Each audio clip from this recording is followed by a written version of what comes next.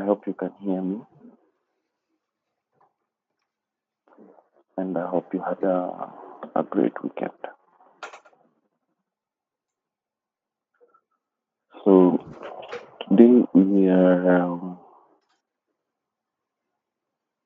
um, we are going to cover topic five, which is about sound. Yeah, we have approximately 3 weeks to 4 weeks to go. Yeah.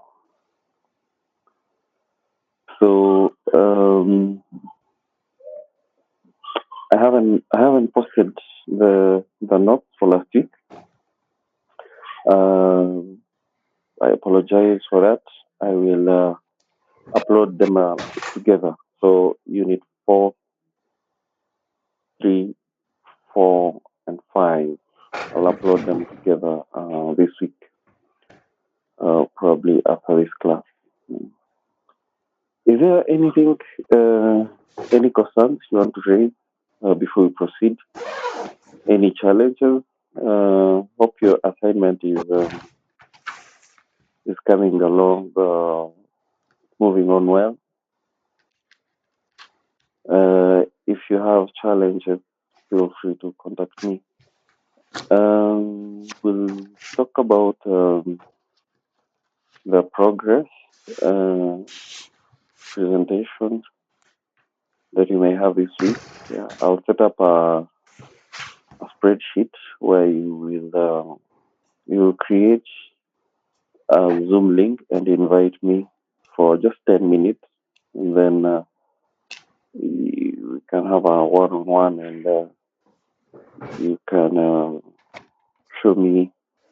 We can discuss your challenges and then progress and see the progress. Um, the book chapter will be posted as well under this topic. Uh, we cover digitization, we cover sound waves, frequencies, and uh, Fourier's transform, Nyquist theorem, um, how we get to hear sound actually, yeah, and a few file formats, and I think that's pretty all you have to cover about sound and how it's applied in multimedia, uh, because it's one of the um,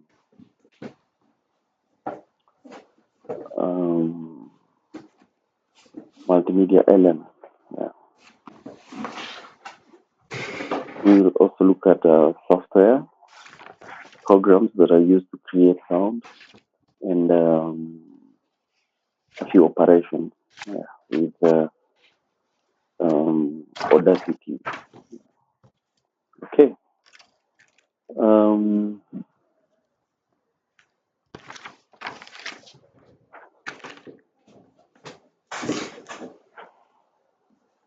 for sound,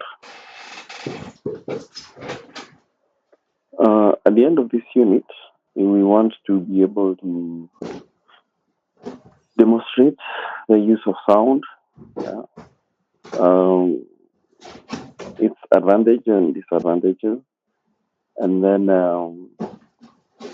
a few characteristics of a signal. Yeah. So, how do you how do you hear what I'm saying? Yeah. How does sound travel from its origin to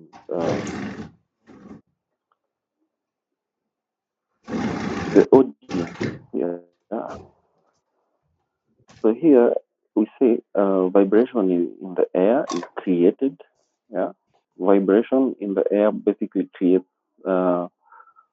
waves of pressure, that are perceived as sound. Yeah. So this could be any noise. It could be noise. It could be a voice. It could be music. Yeah. It could be a sound of a plane taking off. Yeah. So your eardrum will actually translate uh, these changes in waves into a meaningful sound. So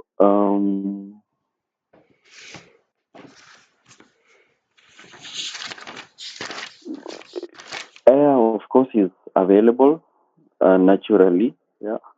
And this sound can be captured using, of course, your ears or electronic devices like a microphone. Yeah, that interpret electronic noise. Those are varying voltage. You will see the upper limit, which is normally one or plus one, and the lower limit is negative one. Right in the middle, we have the equilibrium line at zero. Basically, a two-dimension Cartesian kind of graph. So, sound can be represented in amplitude or frequency. We'll talk about this in the few slides to come, where amplitude is basically the sound pressure level, and we learn that amplitude is actually the volume, yeah, or loudness of a sound, yeah, and it's measured in decibel, denoted as small d and cap- capital B. Whereas the sound pitch is the frequency. The frequency is basically how many. It's determined by how many cycles can be achieved in a period of time. Yeah, and it's normally measured in seconds. Yeah. Uh, Sorry, the time is seconds. Yeah, but the pitch of frequency is measured in hertz. Yeah. So you have megahertz, kilohertz, and so on. And, here we say the human ear can actually um, handle or hear sound between 20 hertz and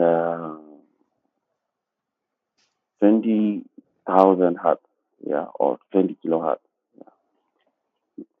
Beyond 20,000 hertz, you could actually your ears. Yeah. Uh, I invite you to measure the frequency of sound you have in your earphones. Yeah, and with that you'll be able to know if you're damaging your ears or not. And it's very important actually to get to know these things, even not for you, but also for your siblings or friends. Yeah. Below 20 hertz, this is even below whispering, and we may not be able to hear this unless, uh, as people say, you have very sharp ears. So sound below 20 hertz is infrasonic. Above 20 kilohertz is ultra or ultrasonic.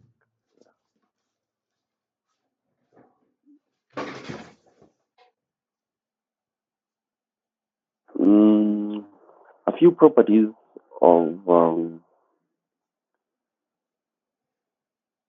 sound. You have the bandwidth, yeah, which is the difference between the highest and the lowest frequency.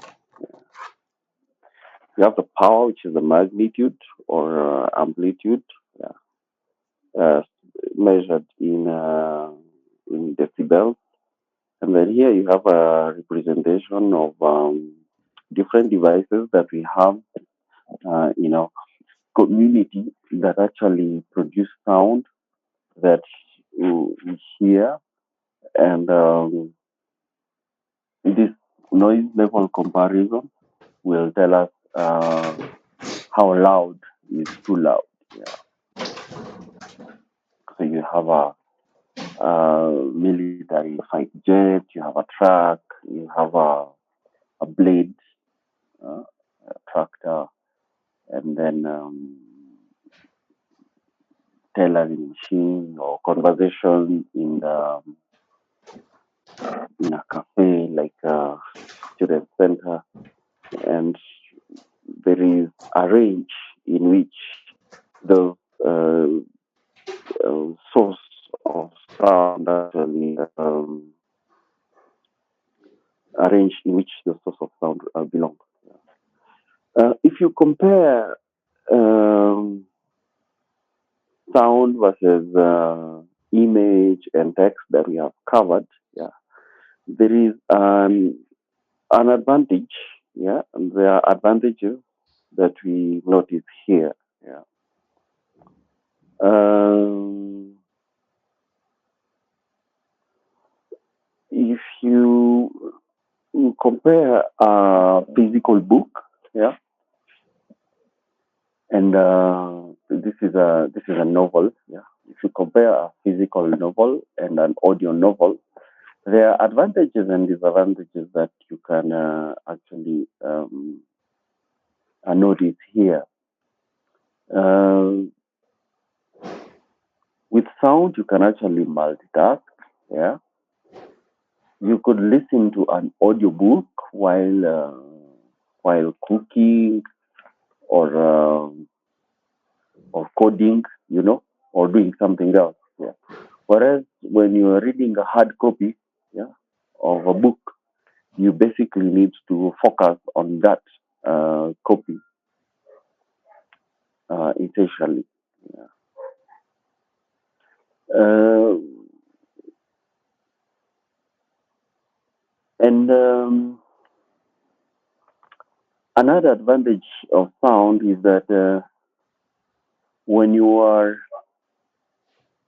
listening to a book, you actually get to hear um, an expression, yeah, or a feeling of the reader, yeah, as opposed to a physical book where you have to actually come up with your own uh, expression or let me use the word exclamation context, yeah, depending on the punctuations or what you in the book, yeah. But in the audio, you'll actually be able to hear the intonation, the accents that are that fit in the context of a particular scene. Yeah. One disadvantage is that sound could be overused. Yeah, we have experienced this in our public transportation sometimes. There's too much um, actually sound gets to the level where it's now noise. Yeah. Um, the challenge with sound probably in creating sound. Yeah, you need special equipment. We look at that, but also even to listen to it. Yeah, if your equipment is not adequate, then you may damage actually your ear. Yeah. Um, the limitation here or its weakness actually is that we may not be able to remember, yeah,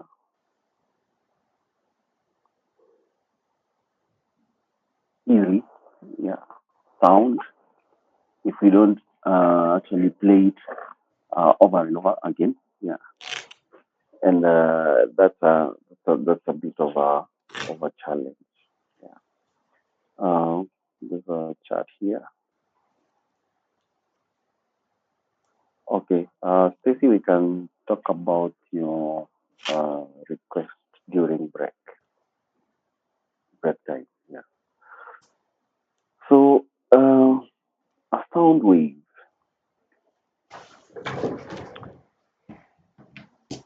it's actually described in terms of amplitude and frequency. Yeah, we talked about this. So the amplitude will be the displacement, um,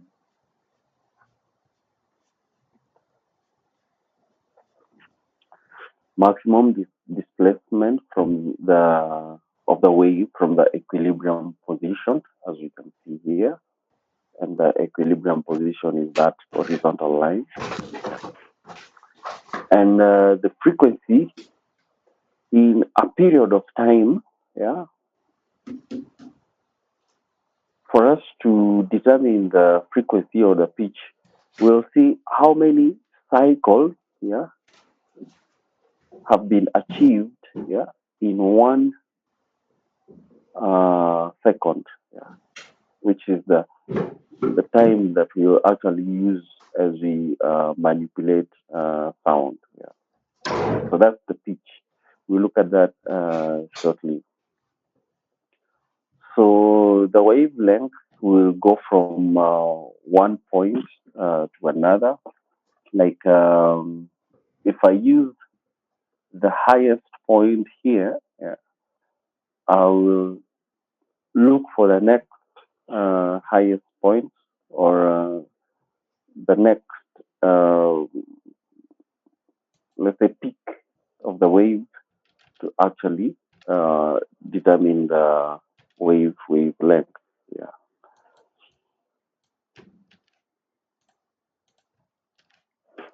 Sorry, no, that's the cycle. The wavelength is it's one. It's actually one curve. Yeah. The cycle is rather the distance from one point to another. Yeah. In the next slide, we'll look at the amplitude, which is of course the displacement. So the higher it is, the louder it gets. Yeah. And then the lower it is, the quiet or less loud uh, the sound is in terms of volume. And as I had explained earlier, the frequency, which is measured of how many cycles occur in 1 second. Here we have low pitch. Yeah. Uh, on the right side, we have high pitch. Yeah. Now, if this is the volume, the pitch will be perceived as this is high Q, high pitch. If you're familiar with a keyboard or piano, this high pitch will be like the term we normally use informally is soprano, or on the keyboard, it's normally on the right side, far right side in a default configuration. And low pitch will be the bass. Yeah, the bass is normally on the left side, yeah, left hand side of your keyboard. Yeah. That means the keys on your left hand side are configured with lower pitch, yeah, and then keys on the right side of your keyboard are configured with uh, higher higher pitch. Now, as you can see, sound will travel along the equilibrium position or the x axis, and for that, it's actually one dimensional signal. Yeah. So, in the two positions, we look at the time it takes for each frequency. So, you have the time domain, yeah, and the frequency domain, where the time domain use the wave with respect to independent time variable, yeah, in the continuous time. Yeah. And the frequency domain will decompose the wave signal into its individual frequency components in terms of displacement from the equilibrium position. There's a French mathematician, yeah, called Fourier, who could actually recreate uh, a wave length using mathematical formula. Um, Apology, let me take a call.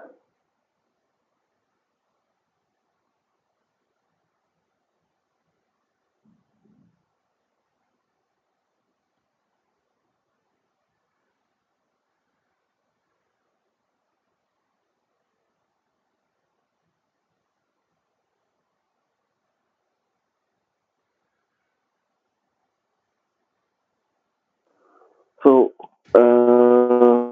Fourier suggests that a sound wave is a factor of an amplitude denoted by A.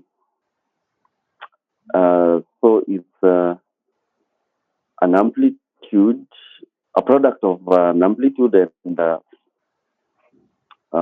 sine at each time.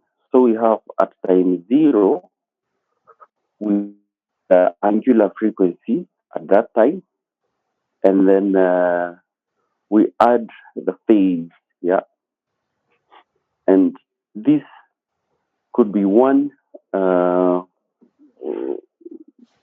one point, yeah, of the sound wave, yeah.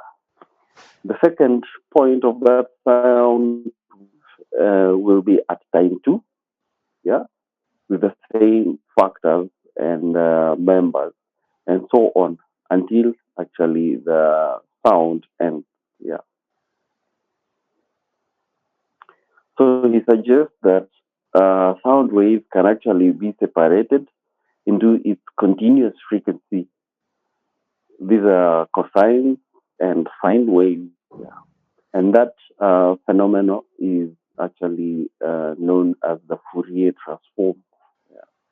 I recommend that we, uh, during your free time, when you revise, you visualize this YouTube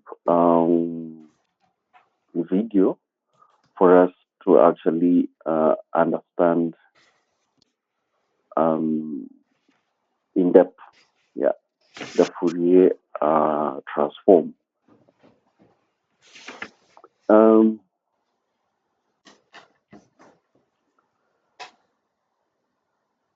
the next section is about converting an analog audio into digital format. This is basically digitizing an audio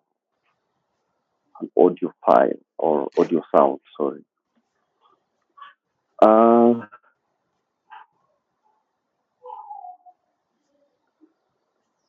these are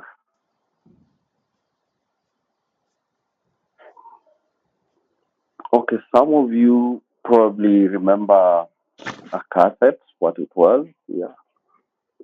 Uh, Others will also remember compact discs. These are CDs, but they are no longer popular lately. Um, you, you hardly find actually a computer with a compact disc drive lately, especially laptops. Yeah, and they are in the process actually of uh,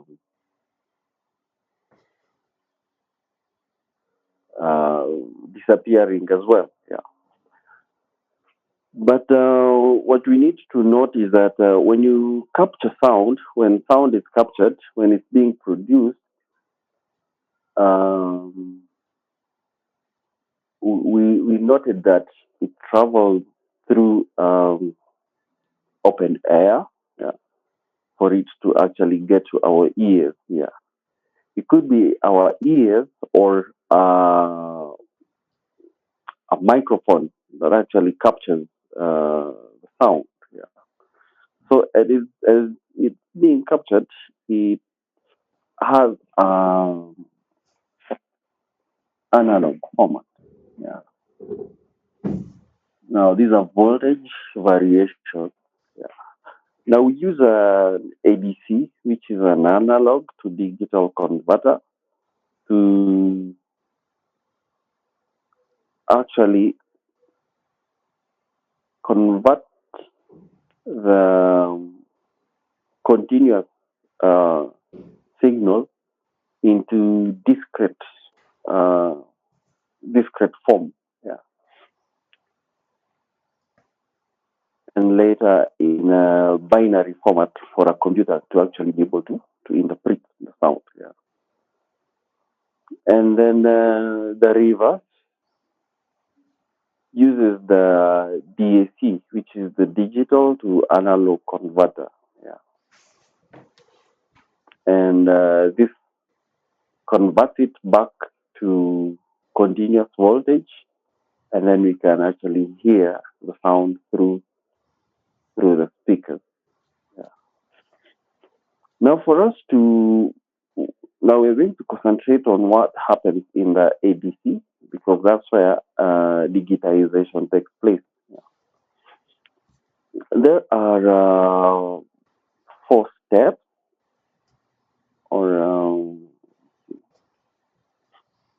three steps that take place. Yeah, you have sampling, yeah, and then quantization, then coding. Uh,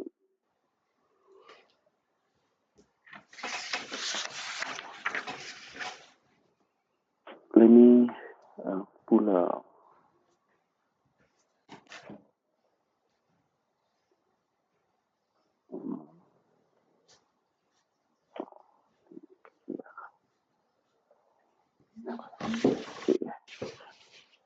So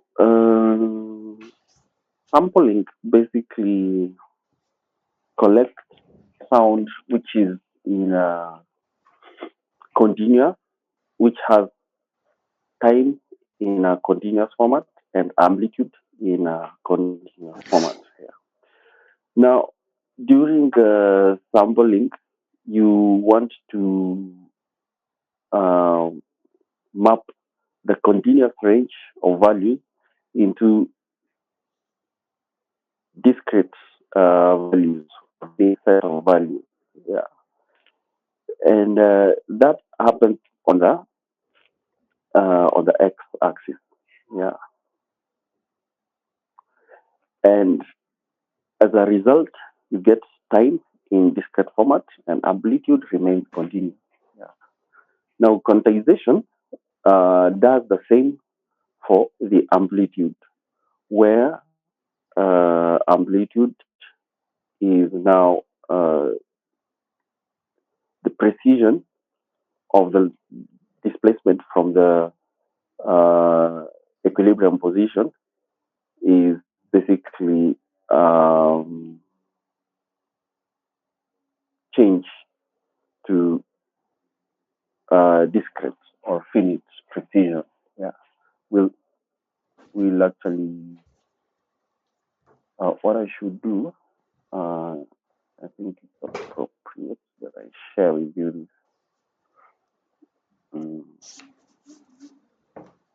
this file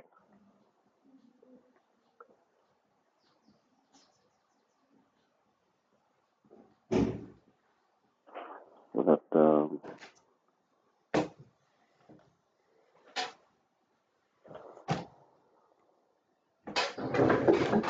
we move together. Yeah, because there's actually an exercise that we are supposed to cover. Uh, then, after we have a discrete format of the sound, we need actually to code it into binary because we assume that we have it in decimal format. Yeah, and then we need to convert it into binary values for a computer to be able to interpret. Yeah. Now this, we have to apply this on each symbol. Yeah. On each dot on the sound wave. So here we have an example of a wave. Yeah.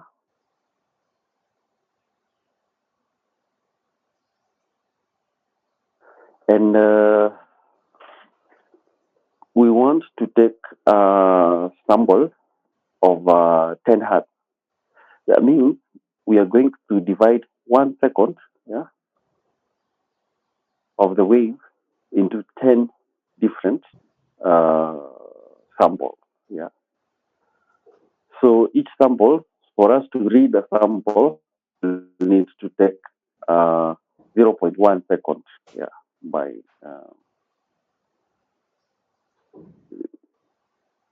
yeah, and then once we have come up with the sample, this is the output, what we achieve. Yeah. Now, if, for instance, we were to use 8 bits, yeah, that means we'll have 8 samples in 1 second. I think here now we have 8 samples. Yeah. Now, if we are to use 2 bits, then we'll get 4 levels of quantization, and the levels of quantization are shown on the y-axis. Yeah.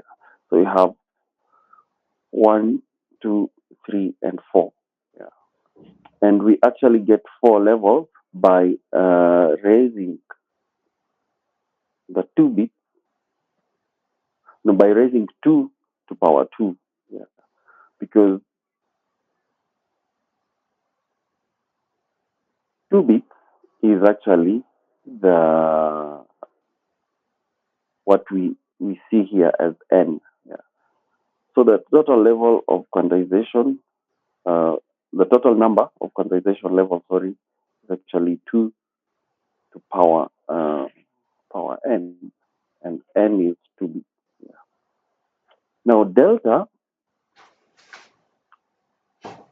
which is the step size, uh, is basically the distance between one level to another, and the level and it's actually determined by getting the difference between the maximum uh, the maximum level, which is 1, and the minimum, and that's divided by the total number of the quantization level, which is 2 to power n. Yeah.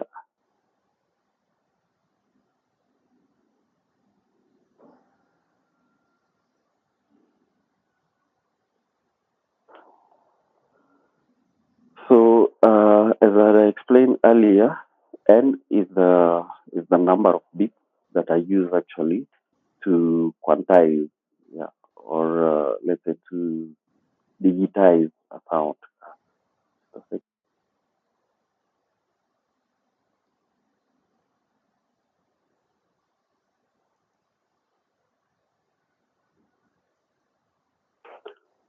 Okay. Now, which is the index, is basically the for each uh, for each voltage that we want to quantize, we need to obtain its index. Yeah, like right now, if we have uh, this dot on this sample, yeah, and we want to quantize um,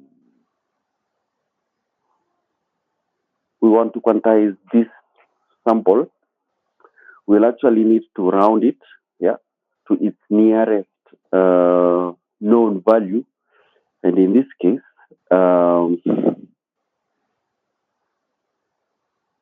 it's 0.5, and then the formula is basically obtained by getting the value of the voltage. Yeah, I'll illustrate this in an example on the pages, on the subsequent pages. Minus the x minimum. X minimum is the lowest voltage, which is -1, and then get the we have to divide this by delta, and delta was obtained using the first formula to get the index of that voltage. Now, the quantized value, for us to obtain the quantized value of the continuous voltage, we again use the lowest uh, uh, level, which is x minimum, plus the product of the index and the step size. Yeah.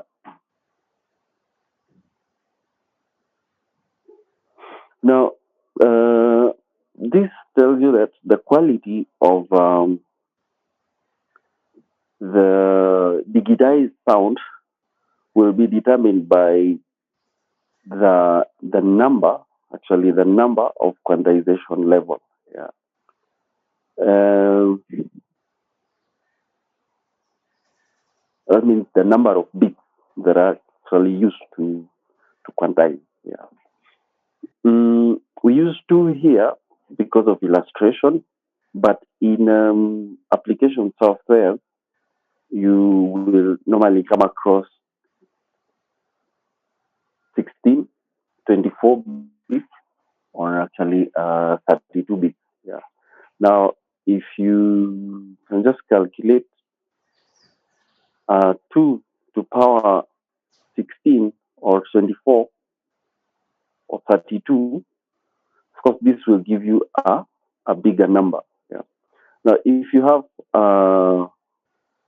a bigger number here, yeah, you're going to divide 1 minus 1, this is 2, by uh, 30 plus 1,000 here. And this is going to drastically reduce the delta. Yeah. Now, if delta is very reduced, that means um, the distance between 0 and 0.5, yeah, will actually be something very, very small here. Yeah. And that tells you that quantization will actually be very fine, yeah, using a very small gap here, as opposed to what you're going to see in an illustration here, where the bit depth is changed from 2 to 3. So that means the number of quantization level will be 2 to power 3. Yeah. And that will give you these numbers in black. Yeah. Right now, we are not looking at these digits in red. Yeah. Because these are obtained using another formula. Yeah. Now, delta, which is a length from 0 to 0.25, will be obtained using the formula. Of course, x maximum minus x minimum divided by 2 to power 3. Yeah, this is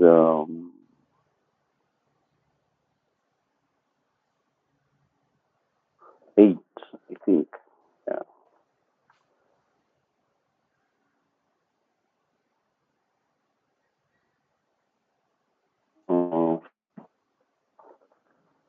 And then when we quantize, yeah, after sampling, we realize that the new quantized signal has actually changed from the smooth wave that we had, which was continuous voltage, into a sort of squared wave. Yeah, and this is actually what the computer will be able to read. But as you look at it, there is there's a significant difference between the wave, original wave, and the quantized wave. Yeah, and this is visible because the bit depth is actually low. Yeah, but if we raise this bit depth from 3 to 16 or 24, you wouldn't be able to actually tell the difference between the um, initial wave and the new wave. Yeah.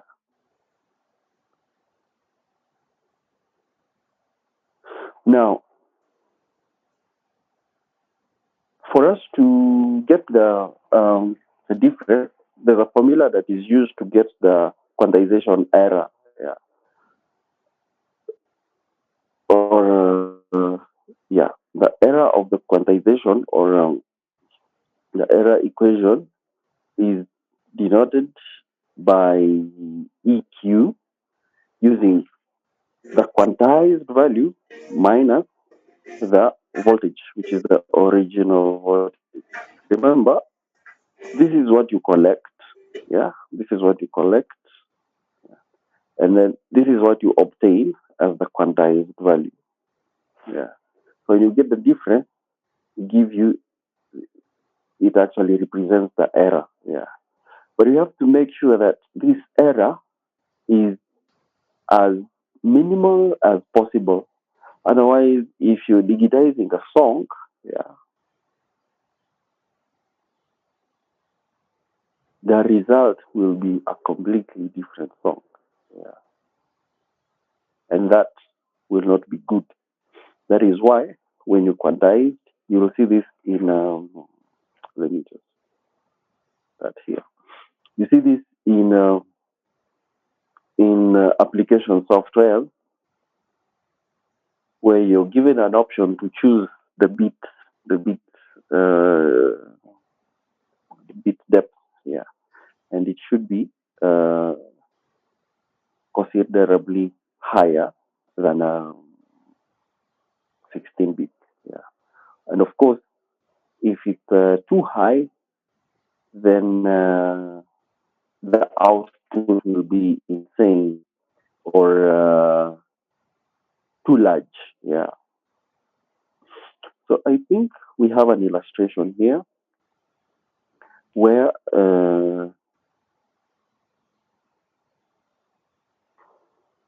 you are required to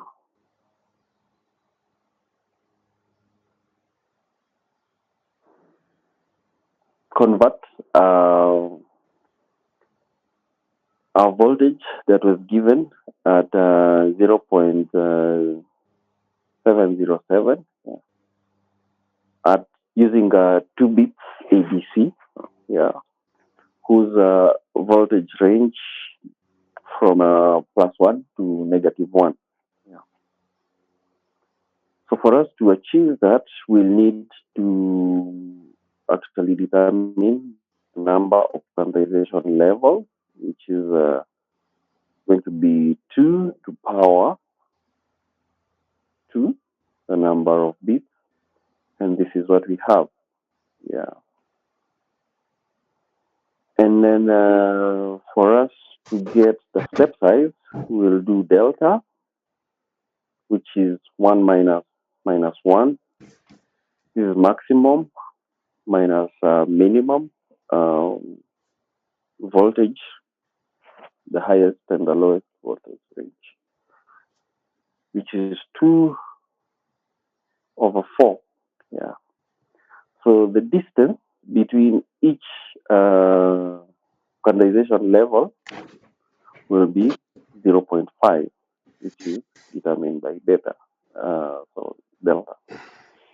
Now, to find the index of the continuous voltage, we use the continuous voltage minus x minimum, yeah, over delta.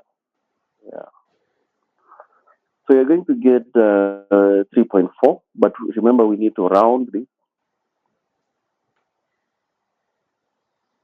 and as a result, the index is 3. Now, if you obtain this as an analog signal, its discrete value will actually be 0.5.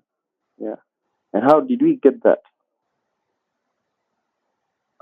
We use the lowest range, which is -1, plus the index of that continuous value, which is 3, times the step size, which is delta, 0.5.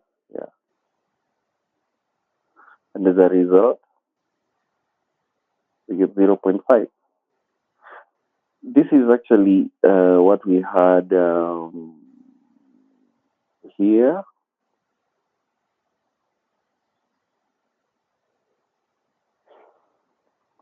So if we are given continuous voltage at 0.0, no, this is not 0.75, this is nearly 0.707. Yeah. So if you're given, you're most likely going to quantize it to this value. So after digitization, yeah, after converting it into a digital value, this dot will actually move right here. Yeah. And that's how we end up with squared wave. Yeah. As I said, it's visible because we are actually using relatively low beat.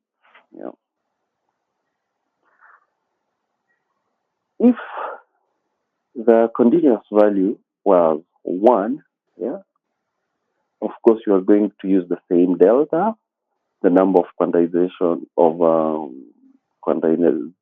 level will be, but the index will change for this value because it's going to be 1 plus 1, which is 2,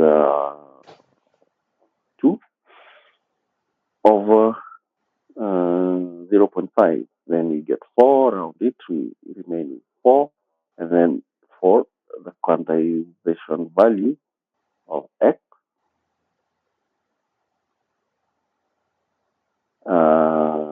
at this level, voltage level, will remain the same. Yeah. Now, for us to get the error, of course, here we have x minus xq to get the error. Yeah. Here we have 0.207 as an error. Yeah. I didn't put it in the table. No. And something you need to note is that the error is an absolute value. Yeah. That means it can't be negative. Yeah. It's always a positive number. Now let's talk about sub ranges. Yeah. Before we take a break, the voltage sub ranges are going to determine the range in which all values will quantize to a specific voltage level. Before, I'll just illustrate using the figure we have here. The sub ranges are these red values that we have here. Yeah. They mean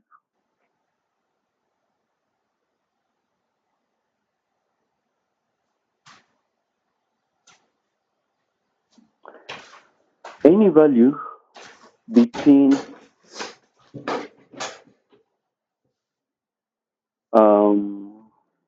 0.125 and negative 0.125, any value within this range will actually quantize to zero.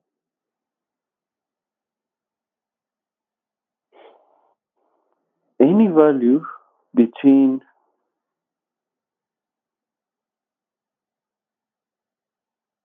0.375 and 0.125 will actually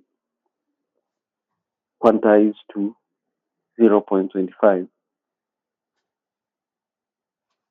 So if you get an analog signal like that smooth wave here, all dots that are on this wave, yeah, located between 0.125 and 0.375,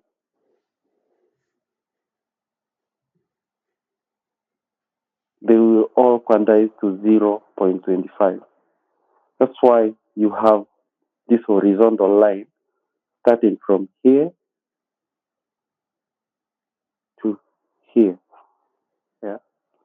Now, how do you obtain the lower limit of a quantized value? You get delta over 2, so this is half delta. You get that off or out of the quantized value. This is the XQ that you have obtained using the previous formulas minus half delta to get the lower limit of a subrange. And the upper limit is basically um, the summation XQ plus half delta. Yeah.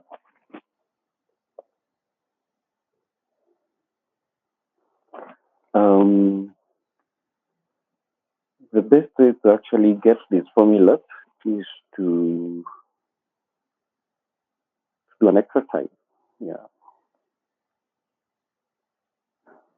So we have an example and a solution here. Yeah. Now we've increased the bit the bit depth here. We are now at 12 bits. Yeah. Now this means we have a larger number of quantization values. Yeah. And the precision is getting fine. Yeah. That means we won't have this sort of distortion. Yeah. Uh, Now the voltage range has increased. Yeah. Although this is not common to -2 and +2. Normally it's 1 and 1. Yeah. So we are required to determine the quantization level when the analog voltage is 1.3.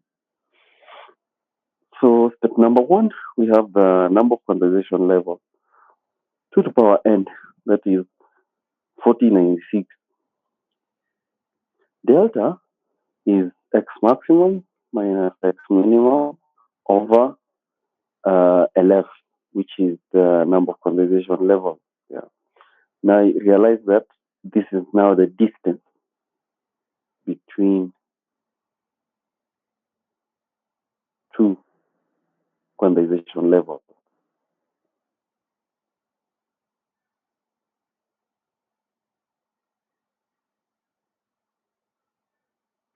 I mean, it's not even half.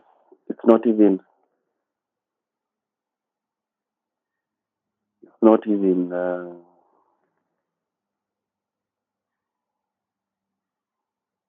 It's less than this. Yeah. Okay. Uh, so we move to the index before we quantize. So the index is we are going to round that analog voltage and difference between the analog voltage and x minimum, which is -2, divided by delta. Yeah, we get 3409.92, and then we round it to actually 3410. What's the index? Now, for us to get the quantized value of 1.33, we do x minimum plus the product of the index and delta. So that means if you're given 1.33 and you're required to quantize it using 12 bits, using this range, this point is going to vertically move upwards by this error. And you see the error is 0.000078 125, sorry. Yeah. And this will become the digitized value of 1.33. You have a second example and a solution. If you have all this in the file that I just shared. Papa, your hand was up. Yes, I do have a question. In the previous example, do we really have to use all those decimal places? Blaze, your hand was up. Yes, hello, can you hear me? Hello? I can't hear you. Can anyone hear him? Or you can just type Yeah, we can hear Yes. you. that. Isaac, you were saying something. I can't hear you either. I think you can't hear us. I can't hear him.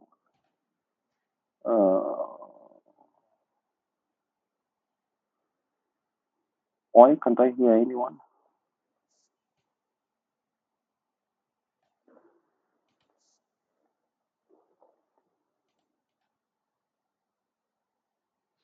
Oh, okay. But Isaac, have you been hearing me?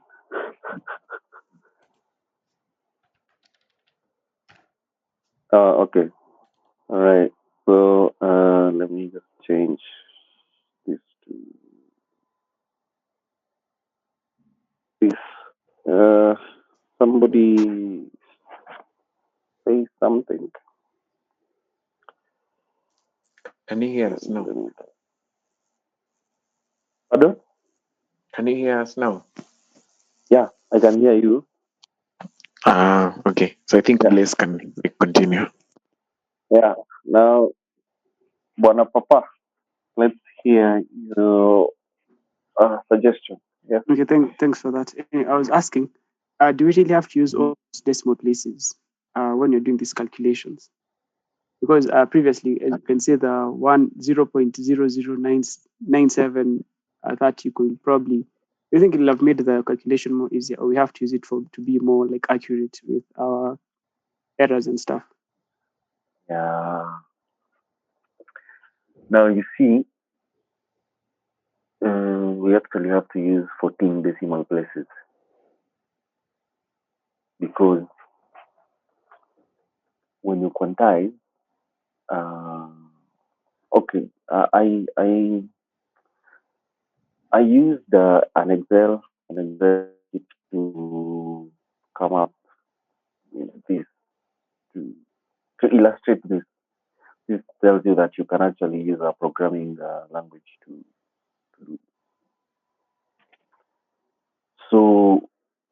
we are at 24 bits. Yeah, 1 minus 1. Oh, this is the sum of frequency. Sorry, the bits are here, 24. So if we do 24 bits, that means the quantization level, yeah, between each um, um, quantization level. No, we have this number quantization level. Yeah, that means the step size, the distance between one quantization level to another will be this. Yeah, yeah, at 24 bits. Now, if you are to quantize this value, yeah, let me just pull it.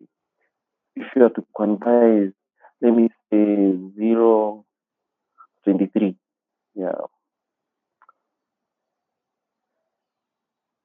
before we round it, the plane index will be 0.84.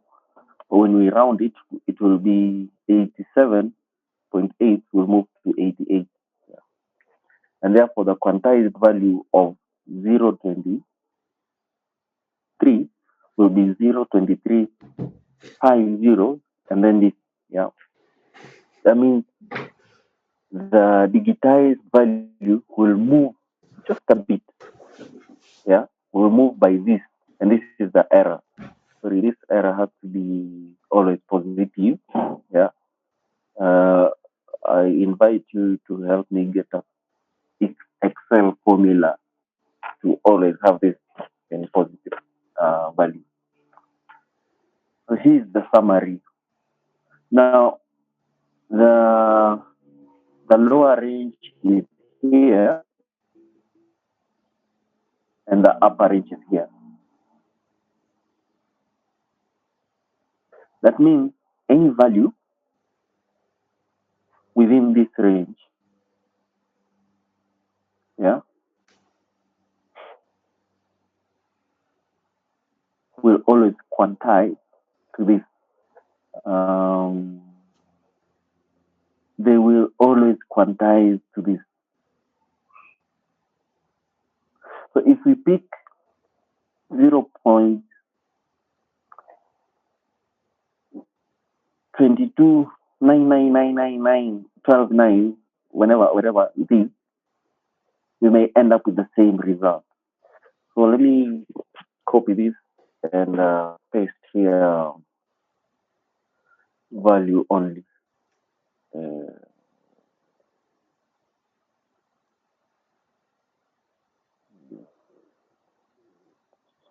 yeah, this is value only.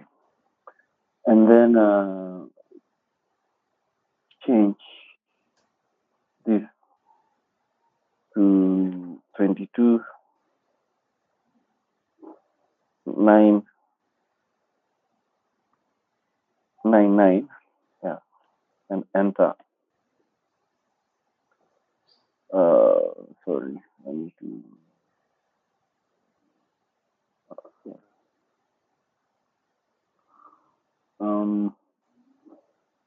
Although it's what I have, so let's begin from there. You realize that we've changed this was 23, yeah, as much as we can round it. But using this same formula, it doesn't change. So while we are within this subrange, the quantized value will be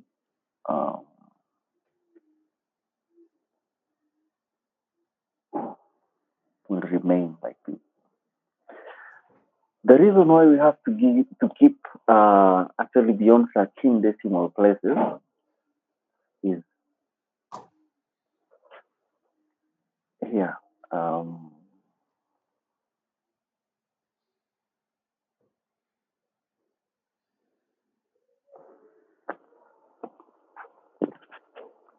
Something called aliasing. Yeah. Um,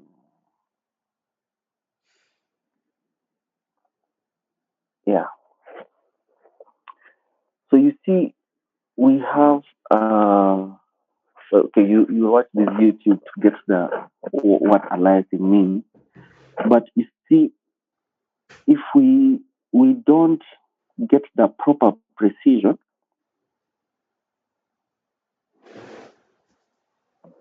the wave in red after quantization will become the wave in blue. Yeah. Now, if this was a track, if this was a song, you realize that we are the second wave is actually using the same note. Yeah. As much as it's using the same note, it's been completely distorted. Yeah. Now, as a result, we are getting a new song. This is something completely different. Now, if this was valuable information, yeah, this was valuable information back to the error will be huge. That means we'll have lost a lot of information. Yeah. But you need to know that we are getting an analog signal that cannot be interpreted in a computer. And we want it to be interpreted in your PC. I mean, we need to get the closest value to that analog voltage. Yeah. And as much as we are the, doing all this, we cannot just copy paste the analog to the computer. Of course, you understand that we need to digitize uh, this wave. Yeah. So we cannot ignore. Where is that?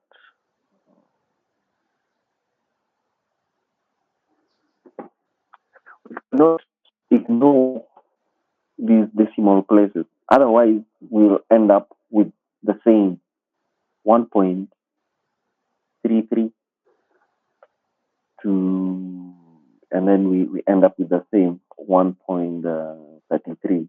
Yeah. But something else is that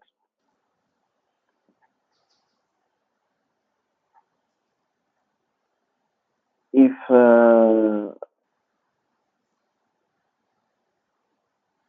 okay, that was a level 2, and this is negative 2.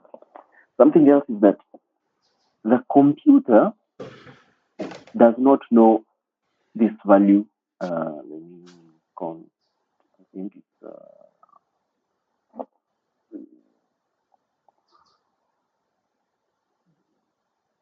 page, comment, comment, and draw and a pen. So the thing is, the computer does not know uh, this value. The computer has not mapped this value. Yeah. So we cannot use this. The computer cannot read this. The computer knows this value. Yeah. So we need to actually get to know who is closer to this value, and we map it to this value, because this is what the computer knows. That is actually the reason why we cannot keep 133. Yeah, that is the reason why we cannot keep 133. Telecom students, we're supposed to take a break, but we'll take a break after this question. How do you track a mobile phone? Let's say traditional kabambe mobile phone. How do you track it? How do you know exactly where this mobile phone of mine is located? Not just telecom students, anyone with general knowledge in tracking. Anyone? Your chat. In English. Jama, SIM card, how?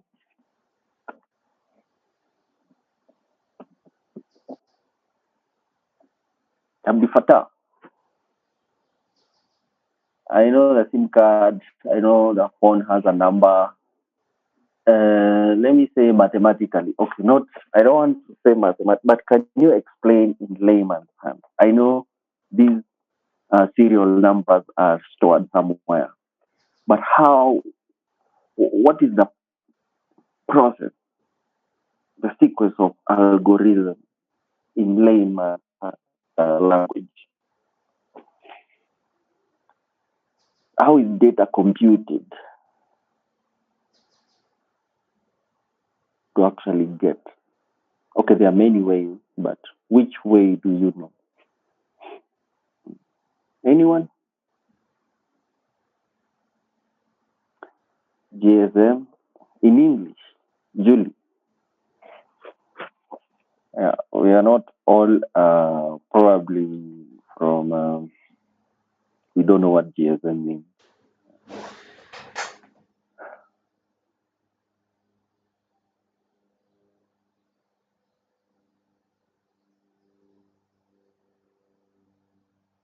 Okay, taking a lot of time. So there's an algorithm or a notion known as the nearest neighbor. Has anyone learned about the nearest neighbor? Does that ring a bell? Nearest neighbor, pink cell tower. Exactly, Duncan. Identifying the location of the cell tower. Exactly. Bless. Yeah. Somebody tell us very quickly what that means. In the meantime, I will be going to. I'll show you something I did. Somebody switch on your mic and educate us.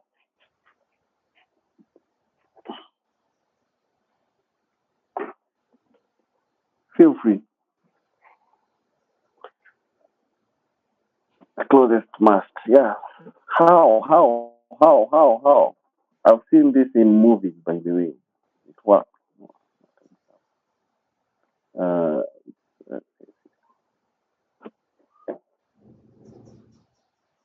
George,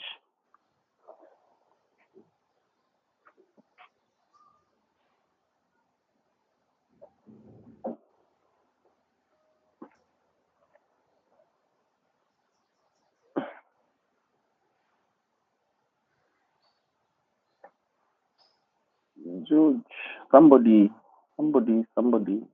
switch on your mic and tell us a few things. Educator. Cell tower, then calculate the longest one, the closest one. How? Let's Papa. Please chat in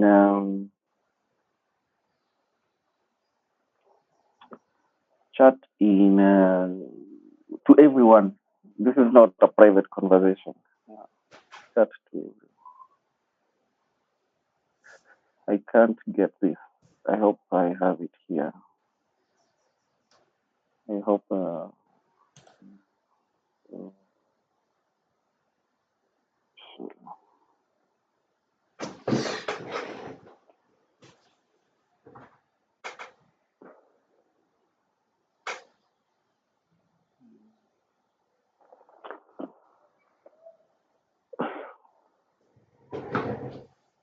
Hey, guys, I'm challenging you. Please say something.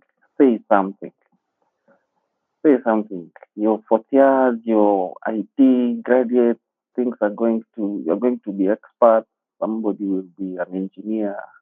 Please, this is the conversation you want to have when you are having a cup of coffee. Or please, Excuse me, sir, please. can I try? Yes, try, please.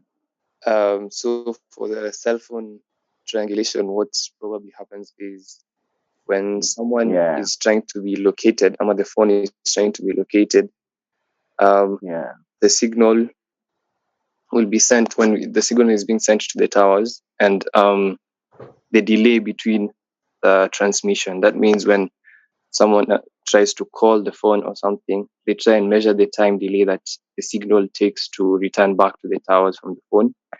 Then from that, they can now convert that delay into a distance, approximate distance, and that probably gives you an accurate location of the phone. Exactly. So thanks. Yeah. Who is that? I didn't get to know. Jama. Jamal. Wow. Yeah. So this is good. I'm passionate about this because actually I wrote about this in 2013. This was my thesis, master's, location-based mobile application for blood bank. Yeah. So we, hey, how come? I think that was the best picture. Yeah. Even this one. So triangulation. I've seen it in movies. I saw it in. If you guys watch the series called Nikki, there's a triangulation that happened there. I It was crazy. So BTC students will correct me if I'm wrong. Normally, for you to get full signal strength on your phone, you need more than one tower. Yeah, they're called bars. And normally your phone interacts with three of them. Yeah. And now those of you who are mentioning GSM,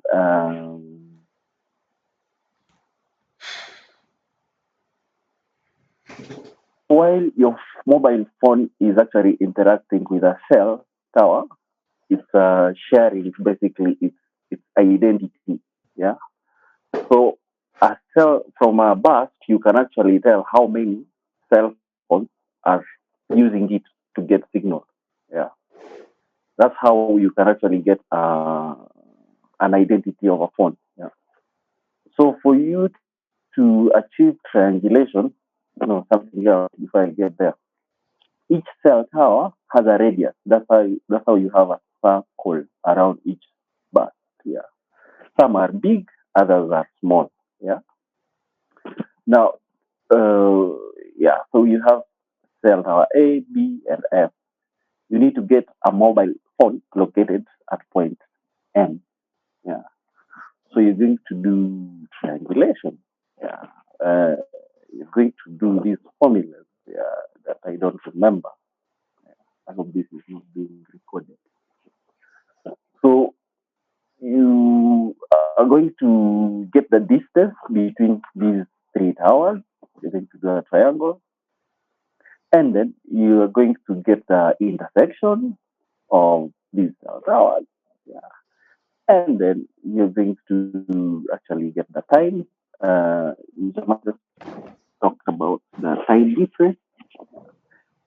And then actually you're going to get the time difference between the three towers, each of them. And then you're going to get the closest, the smallest triangle of these three towers. Now you see there's a smaller triangle that is being created here from the intersection. Yeah. And that is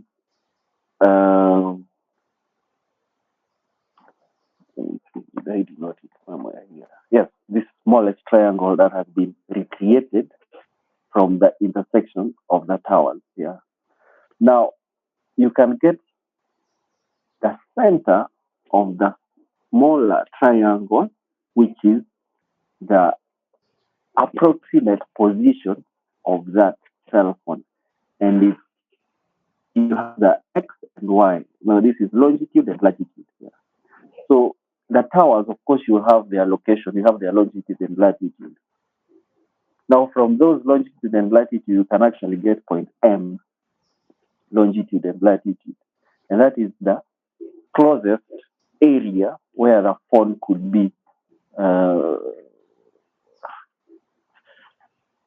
What do we have? What do we have? What do we have? What do we have? Okay, this is no, it's not.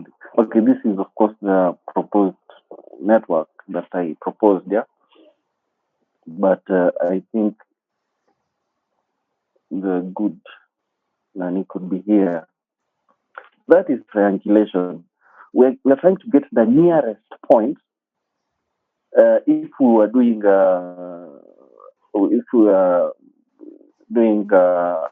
an assault, throwing a bomb somewhere to a target, this is where we would throw it and expect that our target is actually captured. Yeah. Now, the computer knows this 13.75 and 15.55. Yeah. So everything, so what you're doing with the sound is that everything within this triangle, yeah, is quantized to 13 and 15. Yeah. Because that's what the computer understands. Yeah. Now you realize that if this triangle is too large, yeah, we have uh, we have the error is of course big, and that means the precision. Those who are doing machine learning about accuracy is a bit poor if the triangle is too large. That is why we need to increase the number of bits now in the context of sound, yeah, so that we can actually get to reduce this triangle. Yeah. Now, somebody asked about the decimal points. Again, they are very important if you want to hit your target. That is why a maximum number of decimal points that I would recommend for the exercise is actually 13. Some of the calculators I know might not get there, but it's very important to have that precision so that your accuracy is good. Yeah. And now that we have talked about aliasing, this will reduce aliasing. That will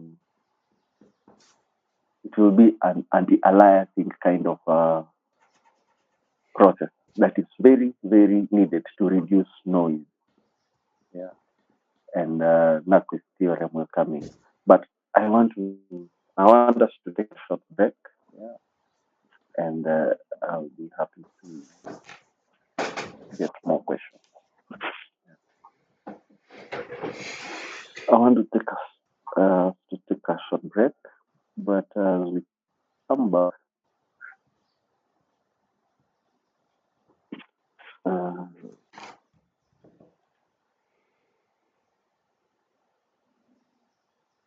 So we'll do this at home. We'll do this at home. I'll post this so that you can practice. It's 10:48. Let's come back at 11.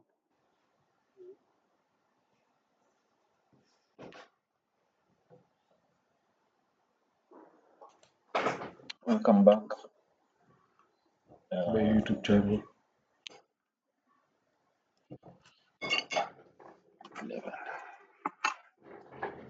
A small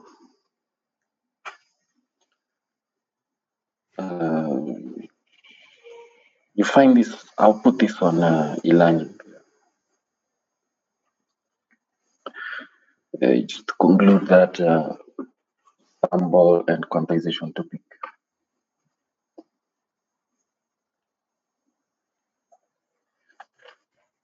I'm using Audacity. It's a song, yeah, and these are waves. This is how they are represented. Yeah. See 0, 1, 1 to -1, and then what I want to show you is something very small. This song is from 0 to 4. So it's 3:30 seconds, approximately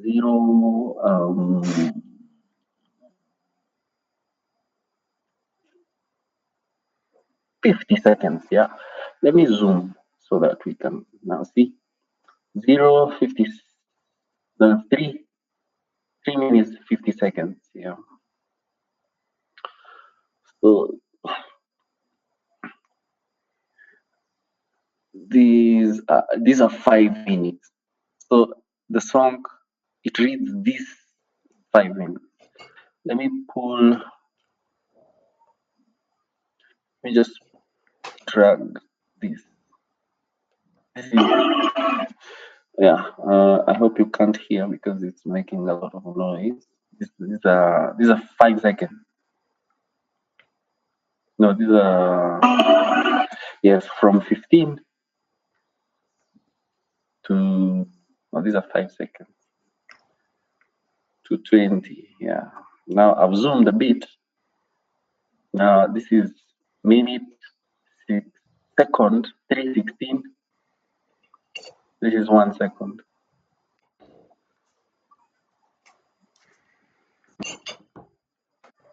This is 1 second. Now, so it reads this in 1 second. Okay, not 1 second. As you look at the precision, it's changed. Now, this is a tenth of a second because it's 16 from 16:0 to 16:10. Yeah. Now I'm going to zoom a bit. Yeah. Now, this is second 16:00, and then I'm going to 16:40. Yeah, fourth of a second, not even half. Yeah. Now, as you see, as we are expanding, what I want you to see are these dots. Yeah. These dots. Yeah. Something else I want you, that's the maximum zoom we can do. Now, these are the small samples we were talking about. Yeah. Look at what we're having here. Let me annotate. So here on the left side, you will see 32 bits. Um, that's the sample rate. Yeah. Now, if I pick, throw this at the bottom. If I pick a pen here, that means I want to edit this now. The editing, the moving up and down happens when this sample actually changes position. Yeah, you understand? But of course, right now, even if I save this file as it is right now, you won't notice because it reads this part in a fraction of a second. Yeah, you see the time it takes actually to read just that file. Yeah, which is very significantly small. Yeah, and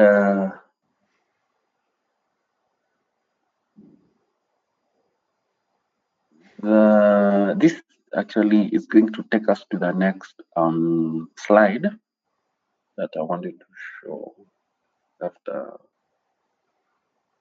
read this. I need to record. So sample rate, which is that space that we have just seen in the previous application, is the number of sample points taken per second, yeah, to record an analog audio. And the standard is 1/44. So 1/44 kilohertz. That means you have approximately 44,100 samples within 1 second. So you have that number of dots. Yeah, that is the common rate. Yeah, for you to achieve relatively good quality, you need to sample at that rate. That means your accuracy is actually fine, or it's better or good enough. Yeah. So I think by now you yeah, that's a very fundamental factor when it comes to the quality of an audio file. Yeah. So this is a sample. So aliasing, this artifact is very, very important, where we need to avoid aliasing, because aliasing is an effect that causes different signals to become undistinguishable. Yeah. So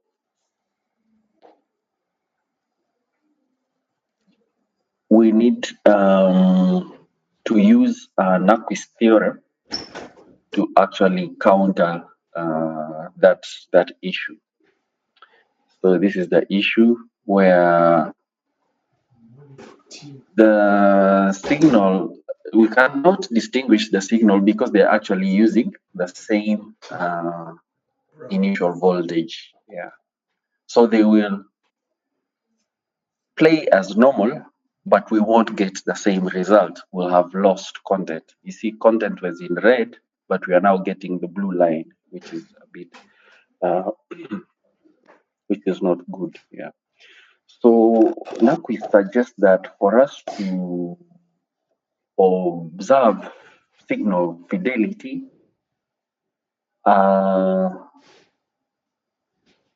sampling should be done at least twice.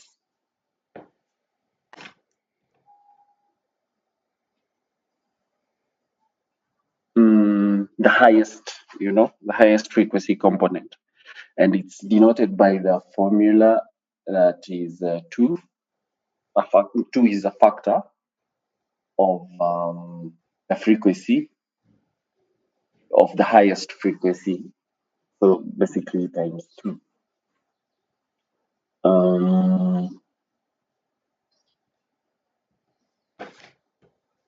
I think we've talked about quantization in the previous illustration. The reason why this process maps the largest set of input value to the smaller, you will realize that in our formulas, we always use the x minimum, which is -1. Yeah.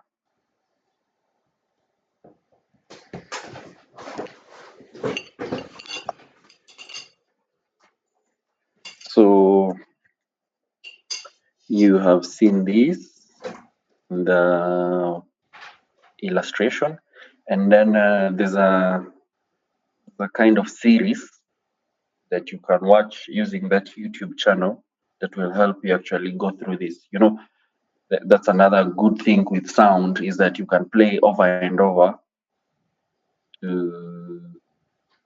With multimedia, you can play over and over until you actually get familiar with the concept. So the quantization error is obtained if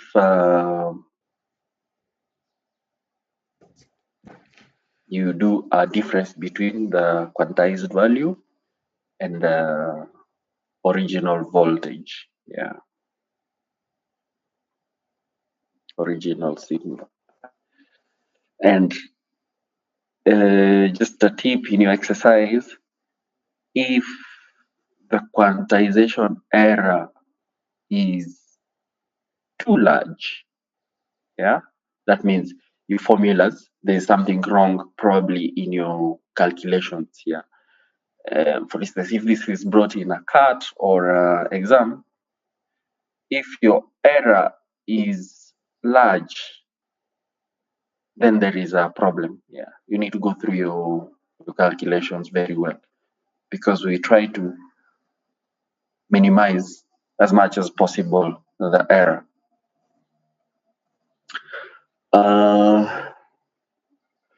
Mono and stereo, I think we have an experience with this. Yeah. The sound, sometimes when you're playing a movie and you're using 5.1 kind of set of speakers, yeah,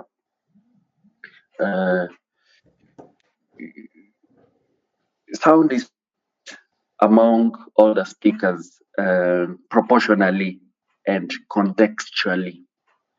If you're sitting right in the middle of your 5 speakers and on the screen you're seeing somebody running and somebody running after them, yeah, if somebody is being chased, you realize that person running in front, their footsteps sound are coming from the front speakers, and the person chasing them behind, yeah, their footsteps are actually coming from the rear or back speakers. Yeah, this is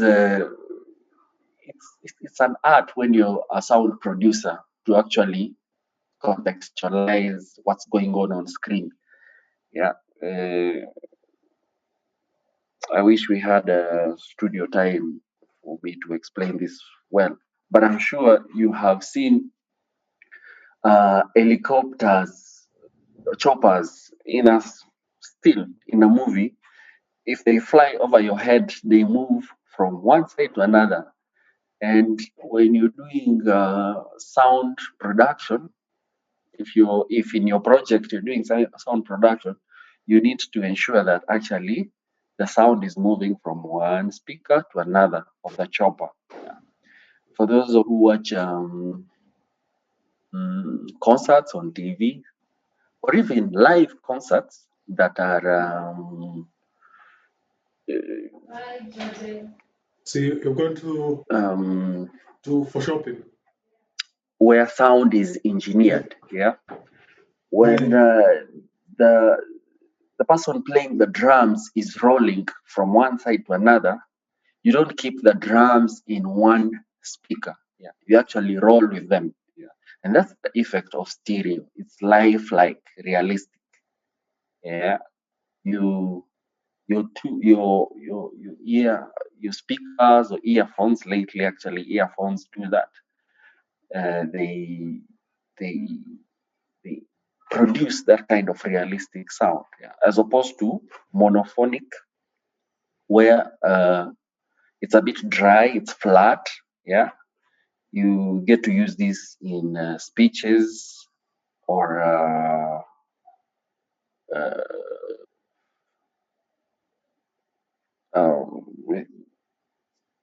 public address. Yeah, all speakers produce sound coming from the mheshimiwa's microphone. I hope you can relate. Yeah. Now, you need to be careful when you're using stereo. You need more storage because it's twice, and the formula is given for you to get. If you're given a recording and you have to output it in a stereo format, yeah, you can see if the recording is 4 minutes and it was weighing this number of bits. If you want the resolution in stereo, then you're going to get the rate at which it's playing. Yeah, if it or 24 bits times the duration in seconds. So if it was a 1 hour recording, then you have to use 3,600, where you have duration and then times the number of bit resolution. Sorry, sample rate is the hertz. Sorry, that mistake. Now the bit resolution is like 16 bits over 8 times 2. there's an exercise on this where you'll actually practice. Yeah. Now, lately, I think customers complained about the speakers, 5.1 or 7.1 speakers, and lately we have sound bars. Yeah, I'm inviting you to share your experience with sound bars because it's a technology that doesn't use these branch satellite speakers to actually output this stereo effect. Yeah. I need to admit that I am still skeptical. I'd rather go for all those small speakers or tower boys than a soundbar because I it's perception or the village I come from. Yeah. So these are the explanations we've just heard about monophony and stereo.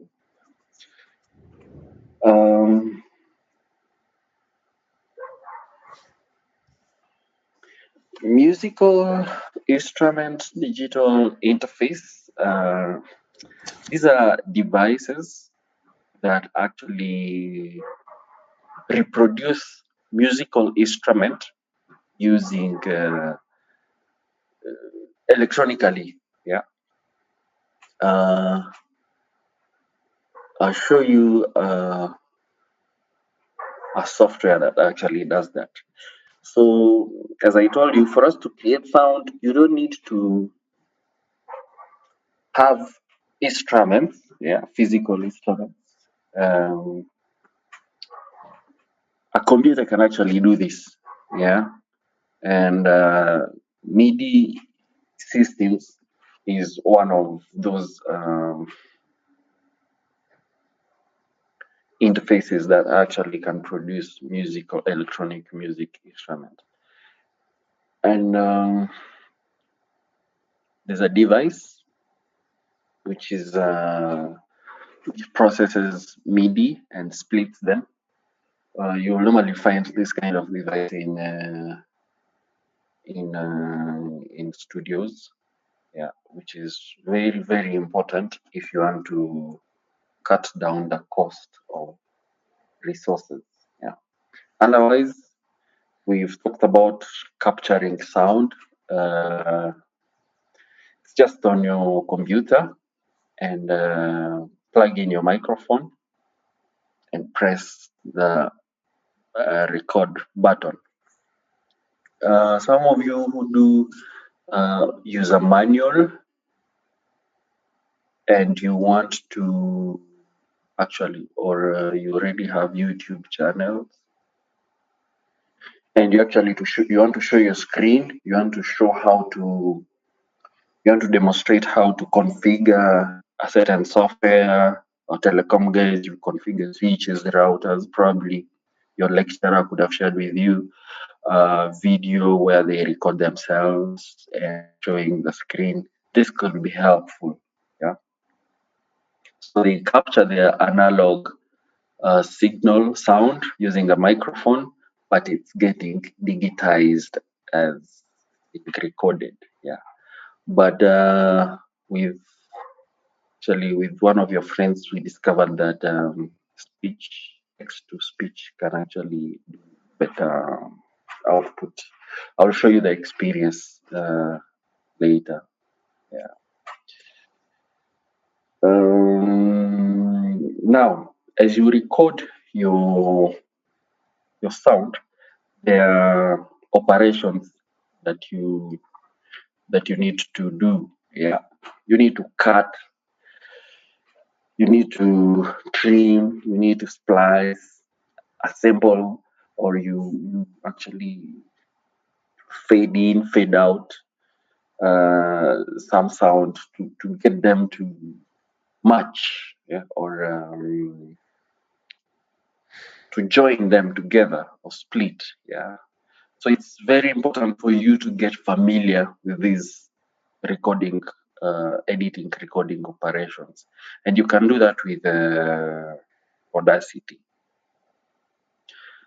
Now here they explain what trimming means, splicing,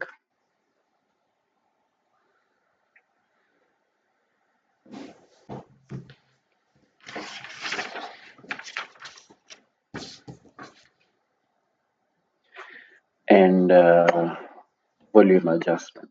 Yeah, fading in, fading out.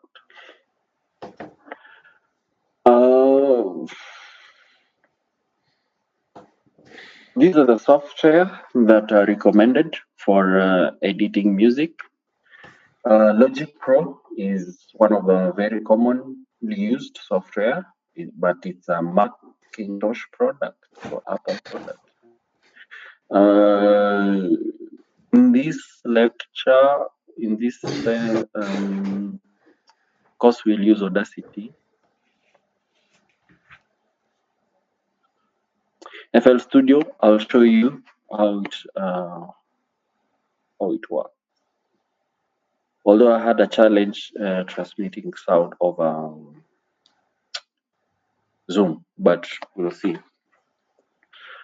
The software, about hardware, I have friends with studio in their rooms. You see, when some of us are just struggling to get a table where to put a laptop and follow a lecture, a class, some actually have a serious studio, and these are the basic instruments or hardware they have.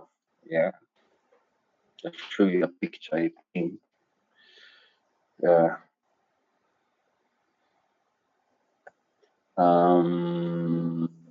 Yeah, this is a lab exercise that we are going to do.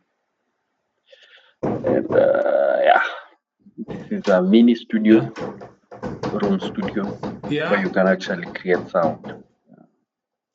Okay. Oh, we have class. So file formats, you have Douglas asks if newspapers don't give him.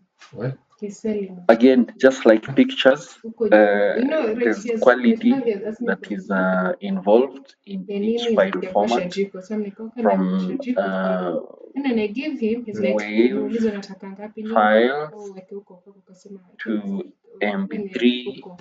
What I gave him and FOG was like, and hata FOV. kuna mtu huku nyuma Yeah. alikuwa ananiambia mdosi akimaliza So zichomba nimpelekee. So kama hizi umenipea ni kaza 50. even OGs, yeah. Duped me.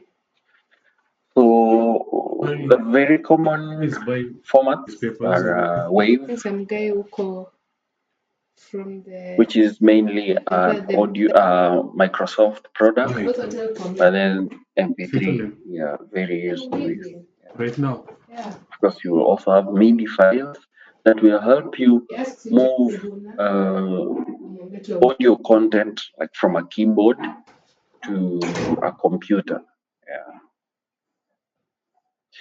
Yeah. Audible G files are normally used for low-end phones so that they can meet compatibility. Yeah. That is all. So before I read the charts, I want to just show you. So this is Audacity that I was using to demonstrate. I think, okay, you get this file from on iLearning. So this is a song that you can use Audacity to mix. Some of you have done non-stop sound or music, especially if you relate to those rhythms, yeah, reggae rhythms. They normally combine so many artists in the same tune, different lyrics. So the assignment actually in the lab is actually to come up to pick any song and any sound and perform the operations that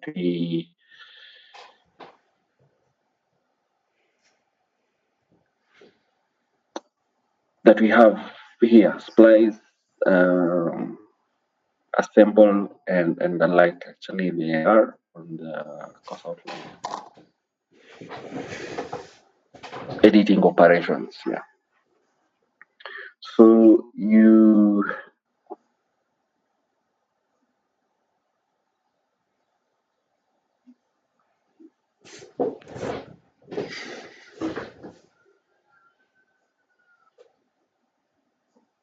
yes, Julie, question: altering from one to another. That is stereo. Normally, backup voice. Backup voices normally come from a different speaker, while the lead voice is coming from another. That's a common trick in sound production.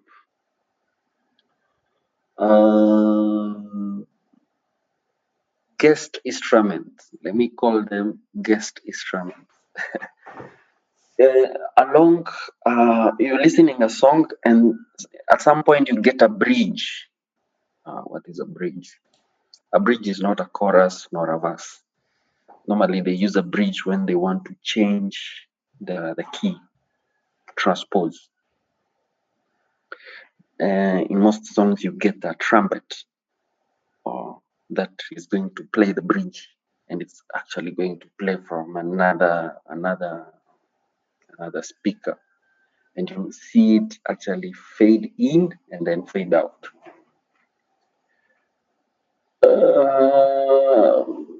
Click on share sound. I don't know. Let me reduce. You may want to reduce your volume so that this doesn't burst. I will do the same, then I will increase slowly so that it doesn't burst in your ears if you're using headphones or so.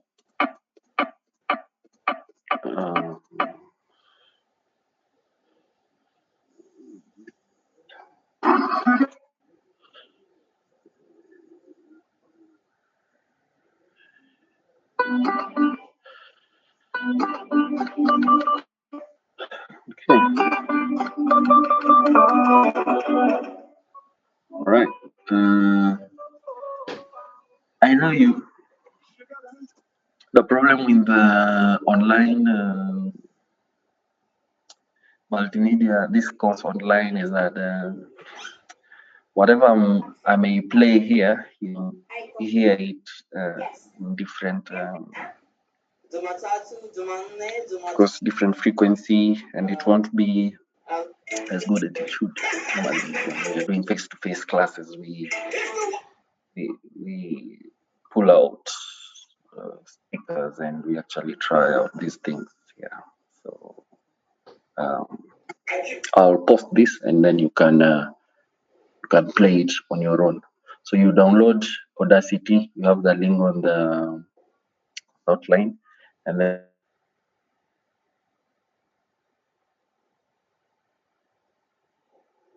this is a song that just picked as a sample. Yeah. There's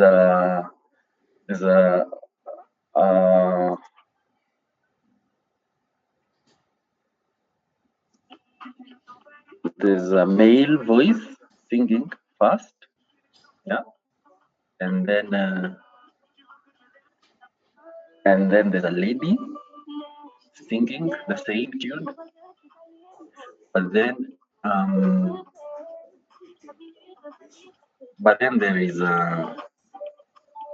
there's a guitar here that does the introduction, yeah, but then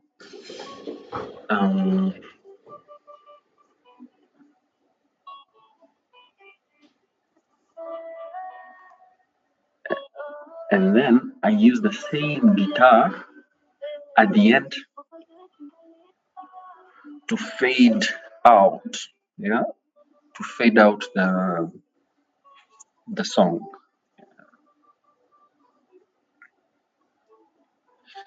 And it's not bad. It's not bad as an exercise to learn how to cut. Now you're going to let's say select a piece like this. Let's say this, and then Control X. I've cut it. Yeah, it has disappeared. Then I can actually do this and paste, and then it appears here. Now, as the bar plays, it's going to play this part as well. Yeah. Now, in the end, I can export. Yeah, I can export an MP3. I've done it earlier. This I'll do that. Yeah. Uh, Quality. Now, quantization actually comes into play here. Quality medium. So I'll do 70 to 10 kbps. Yeah. You understand that this is a bit extreme and this is insane. And if I use the highest kbps, the file will be actually larger because it will be so fine. Yeah. Now, depending also on my computer, I may you also need to put into consideration the hardware that is going to play this. Yeah. If my speakers are not good, then it's just okay to have the standard. Yeah. Speed, fast, that's okay, or standard. Yeah. Then channels, joint stereo. So you may choose between joint and normal stereo, but I think joint stereo for here will work. Yeah. Okay, something else I think is the naming of the file. Now here you can change the file name, gender, yeah, when it was produced, a few comments, and then actually export. Yeah, and then in the end, you get a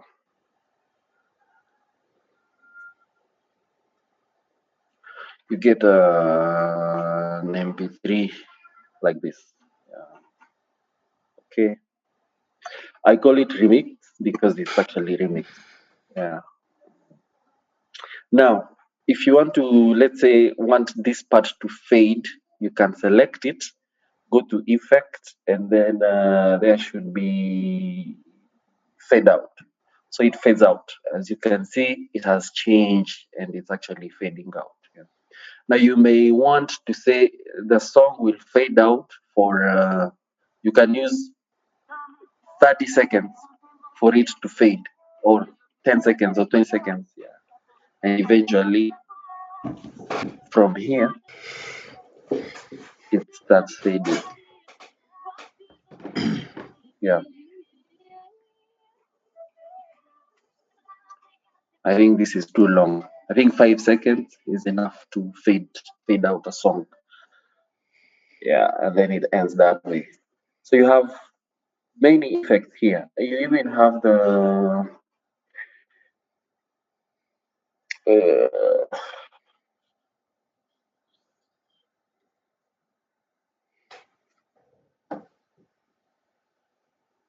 I think noise reduction has something to do with the.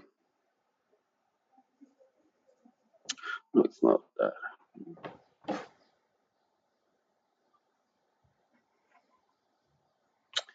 Oh, yeah.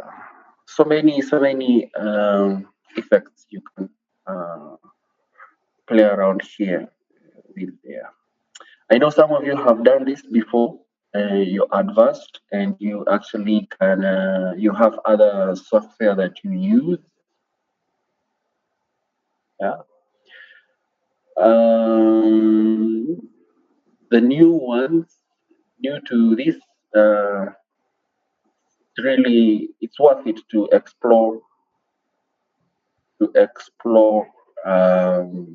This software is very good. Yeah, if you want to cut a song, you don't want if you have songs or lyrics that songs that have pieces that you don't want, you may actually use this, cut them out, then export an MP4 to work fine. Yeah. If you want to record a speech using your microphone, then I don't think it will work with this because yeah, it works. So just press record using your microphone. You start talking, and then it records what you're saying. Yeah, like that. Stop. Let me play. So just press record using your microphone. Yeah. You can start talking. This is horrible. It records what you're saying. Yeah, like that. Yeah, this is not bad. It's not. You need to also put into consideration your microphone quality. Mine is not the best. Yeah. Okay. Any questions?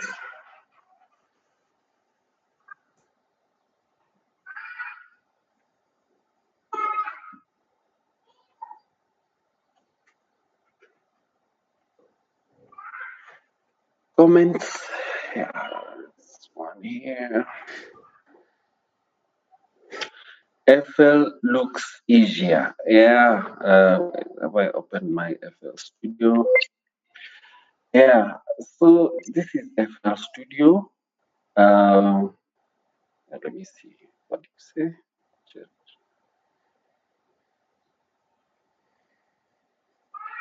Hassan, is this being recorded? I recorded the slides. I paused after the slides. Yeah, I think that's the most important part. Yeah, so FL Studio looks easier. So this is, let me see if you can hear what I'm going to do here. All right, the metronome is up.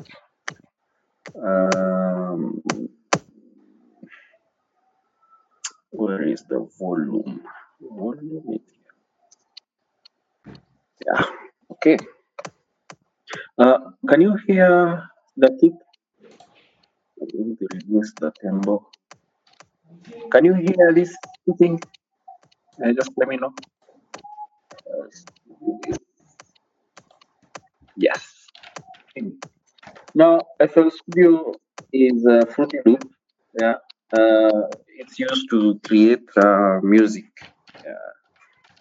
You don't need to have a musical instrument, but you need to know how to use it. Yeah. You need to have musical background for you to create music. So, like right now, so a metronome will give you the speed. Let me mute this. So 1, 2, 3, 4. 1, 2, 3, 4. It will give you the speed of what you want to create. And then there is they are called measures. Yeah, there are 4-stroke or 6/8. Yeah, depending on which type of song you want to have. Yeah, and you can get that.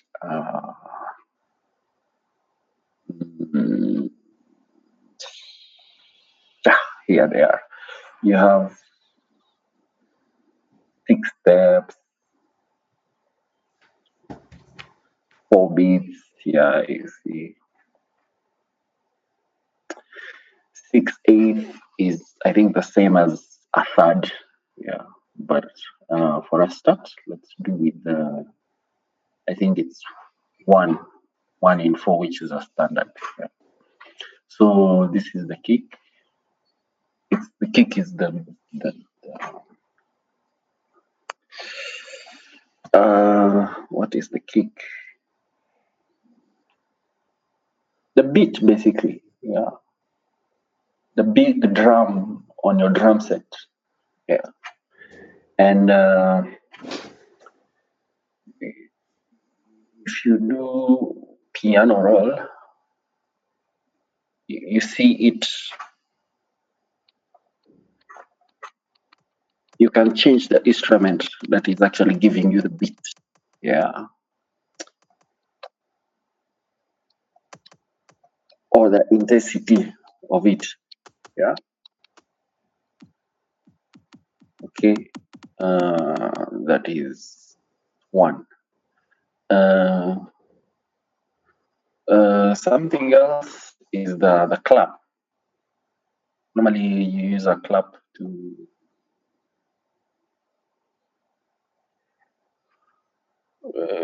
it's also part of the beat or the style. Yeah.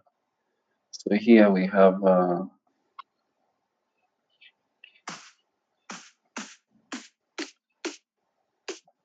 clap. So if you do if you want to add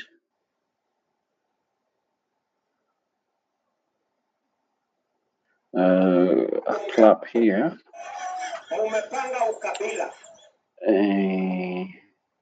can use. So I'm going to play.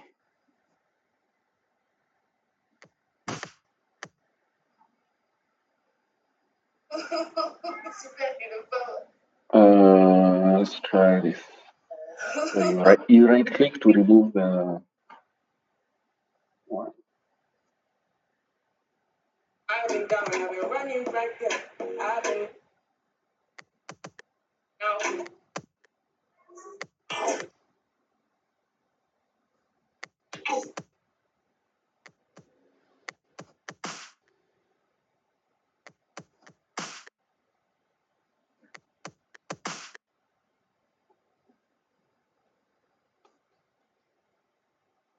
Think this. All right. I didn't really have.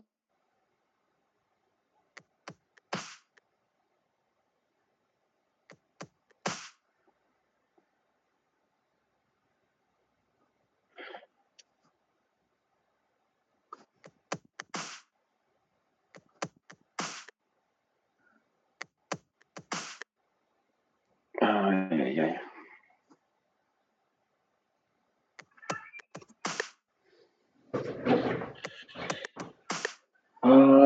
I didn't prepare. I have to admit the song. Anything in mind? I just try to come up with a beat here that will make sense.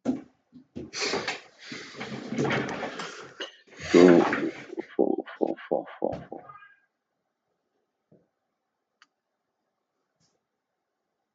Yes,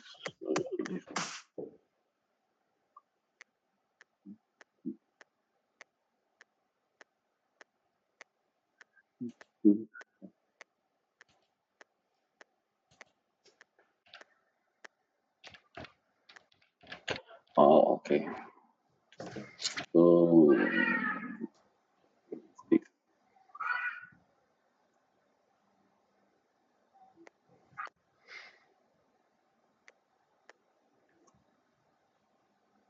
oh, oh,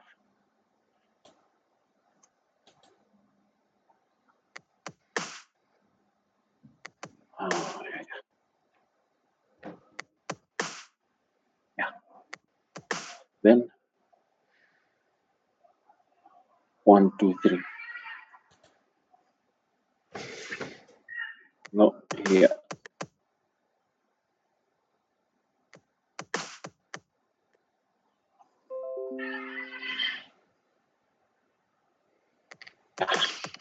Yeah.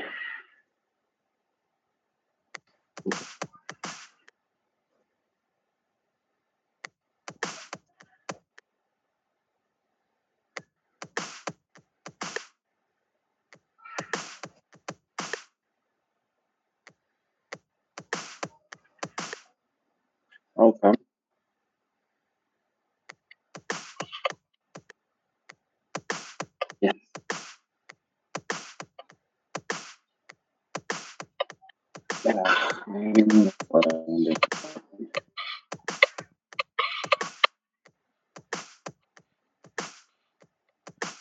Yeah. And then just you can do fuck.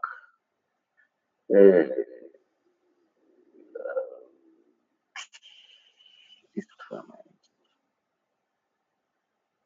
okay. King.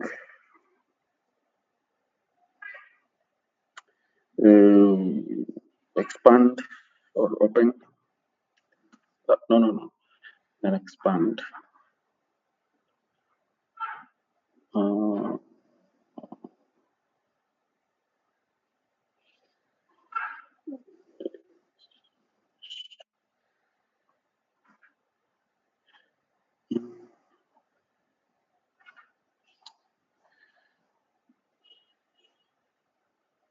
oh, it's here. And to open a new channel. Yeah, Lord.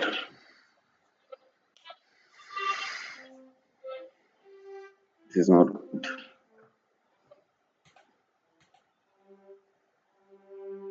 So can do message.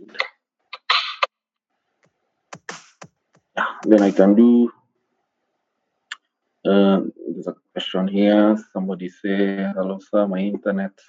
Okay, sorry about that, Esther. Yeah, this may take some time. I just want you to see. It's a bit low. And now we talked about pitch. You can't even hear. This is big. This is too low.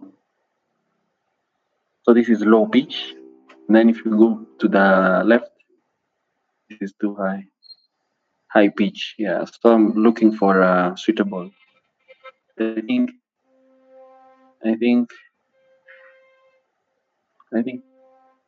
this is fine. So I'll use C.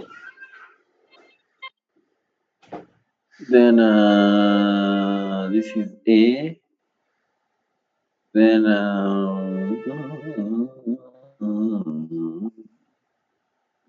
E. To play, yeah. To play this is what A minor. Okay. Now you can do this. I think control. I don't know.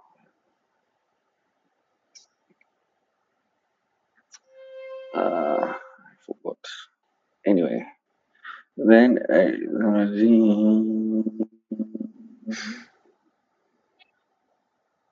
then I'll do F. No, I'll do G.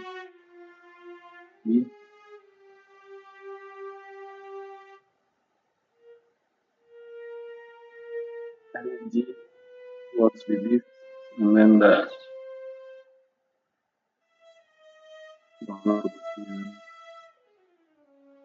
let me see.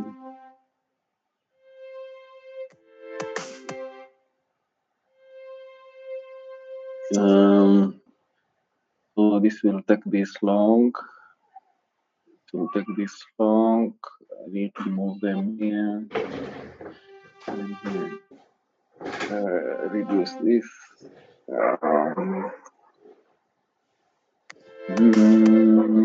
Somebody say something.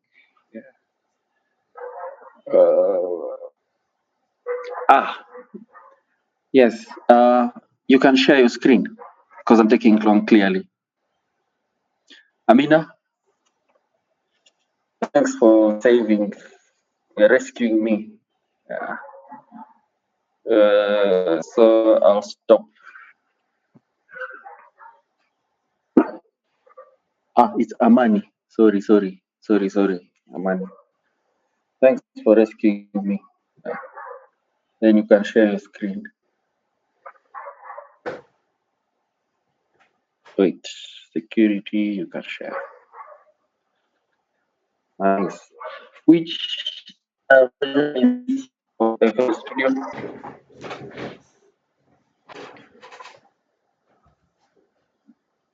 Hello, can you hear me? Yeah, loud and clear. Oh, what have you asked? Which version is this of FL Studio? It's 20. Oh, nice. Yeah. Okay. So here I have a simple piano bit. So there's a the option where you can see all the on the channel rack. You can see every other bit that you're using. So this is for the 808 kick. You'll get what I mean. Yeah, I don't know how to explain that well. Yeah. So first, if to select a channel that you want to play, you have to activate these green dots. So if I want only this channel to play, I'll activate this dot and play it. So if you can you hear that? You need to share sound. So click on the share button, Okay. and then there is sound for the system, something like that. Okay. Try Share. at the bottom.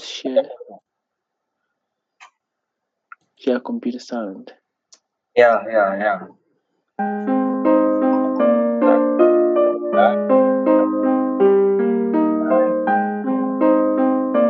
We can hear. Were you able to get that?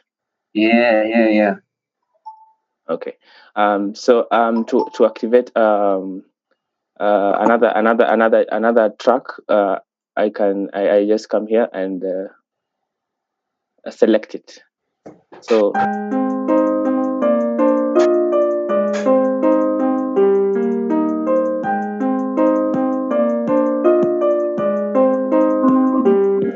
yeah,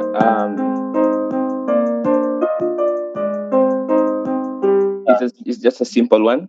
So here you get the tools for doing your cuts, selections, and what have you, so that you can be able to make the beat in the length and the sizes that you want them to.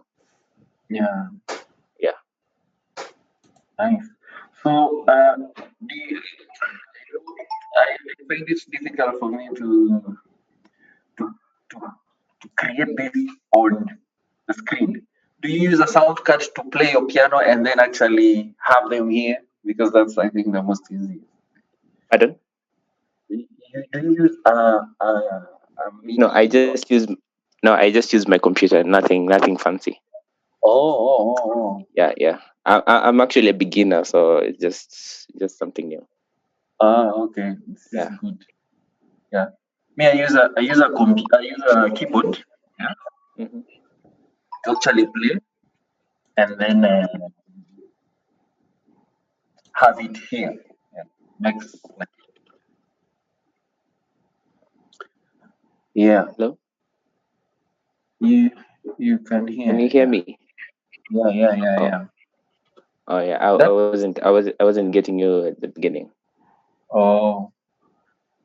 Yeah. Hey, So but that's just basically it. yeah, people have my opinion that this is not beginner's work. Yeah. Okay. Do Share. you mind playing the entire tune? Oh, that's the only part I've done this morning. Oh, okay. Yeah. All right.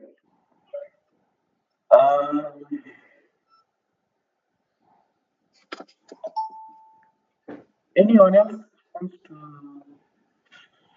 share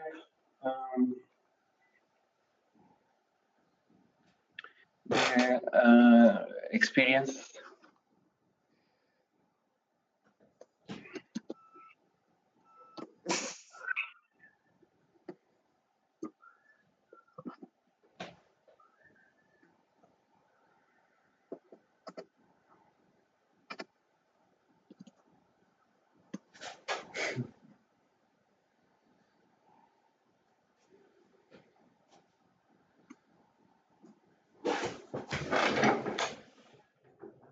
Yes. Solomon, come in.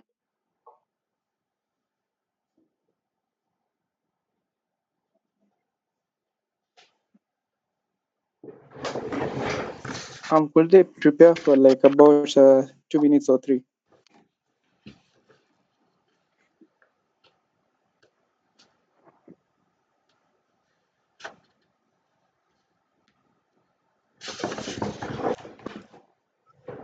Yes, you're saying something?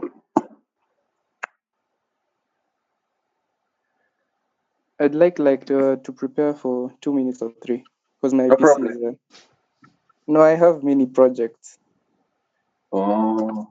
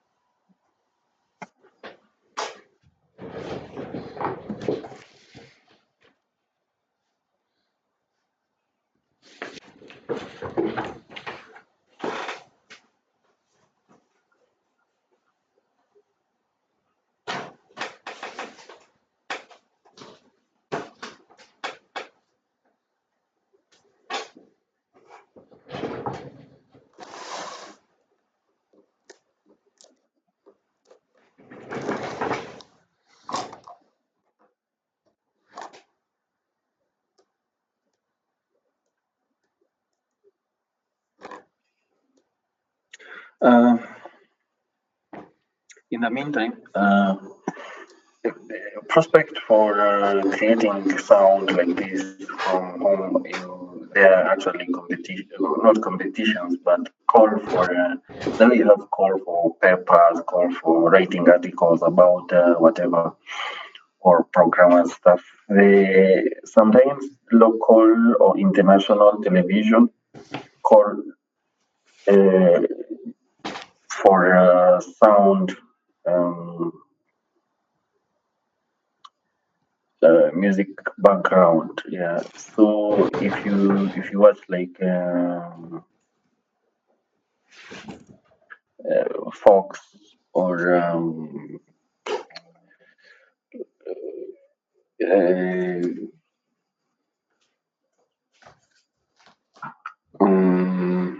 CNN, yeah. Let me use yeah, let me do CNN. So the weather forecast, they normally play sound or it's just the weather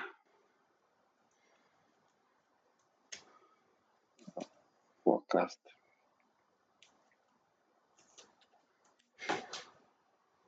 on CNN. They play sound that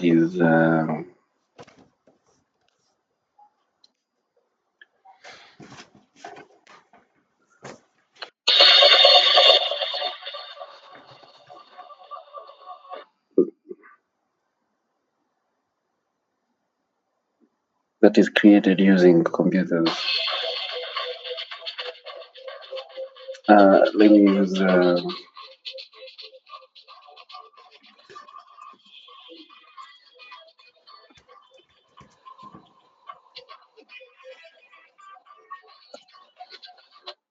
what I used to.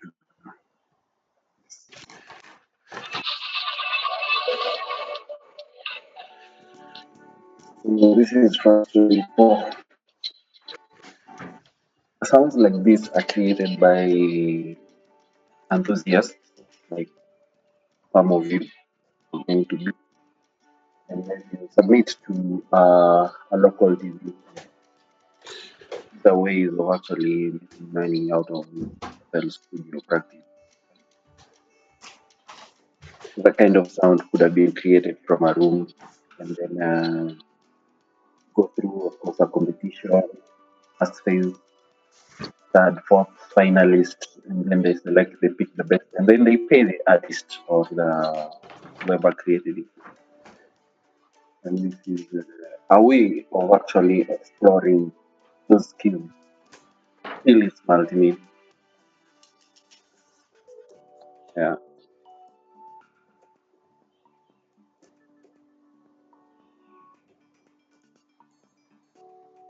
basic.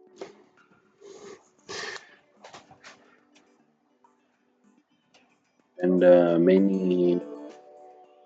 TVs, many TV stations actually require that one.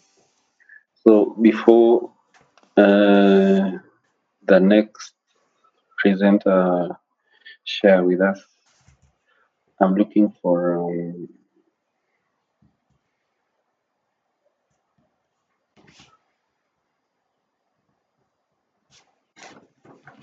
now I'm going to share a link. Yeah. Well, let me just show you how it's going to look like. It's going to look like this.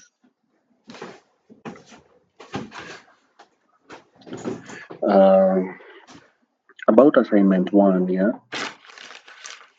About assignment one, you don't have to submit on e-learning. Yeah. I know it was as I set it up, it's a group, but I will disable the group submission to make it individual. But you don't have to submit on e-learning. Yeah. We will have a one-on-one with everyone. Yeah. So what you need to do is to prepare your Zoom and share on this Excel sheet a link. Yeah. Presentation link. Now, on a specific day and time, will just take 10 minutes for you to present. It's a presentation kind of. You remember back in school in Strathmore, you used to go see your lecturer and present to them something. Now we do that online. So with your link, and after choosing a specific day and time, I'm going to join your meeting. You're going to share your screen. You're going to show me your assignment one, and then I'll mark it. You share with me your challenges. It's just a friendly conversation. It's not a defense. It's not a big deal. Yeah, take it lightly. Take it easy. Don't be very serious. Okay, I'm not saying you shouldn't be serious, but yeah, it's a presentation. That's how I'll actually take. I'll mark. So I'm going to set it up today and share the link with you. Now we'll have this whole week for the presentations. Yeah, this week for the presentation of assignment one and the present. You show me the progress of your cut one. Yeah, it's very important that I see the progress of your cut one and your assignment one. Now,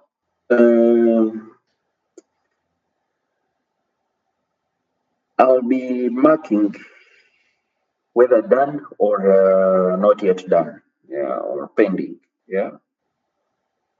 Thanks, Solomon. Let me just finish this, yeah. Now, when you choose a date and time, yeah, like here, you pick a date. Let's say this was if you pick a different date, it will tell you that this date is wrong. Yeah, if it's before or after this week or next week. Probably we can extend it to 2 weeks so that everyone gets a chance. So we'll have a range of dates that should be like hits between it was last semester. This is how we did it.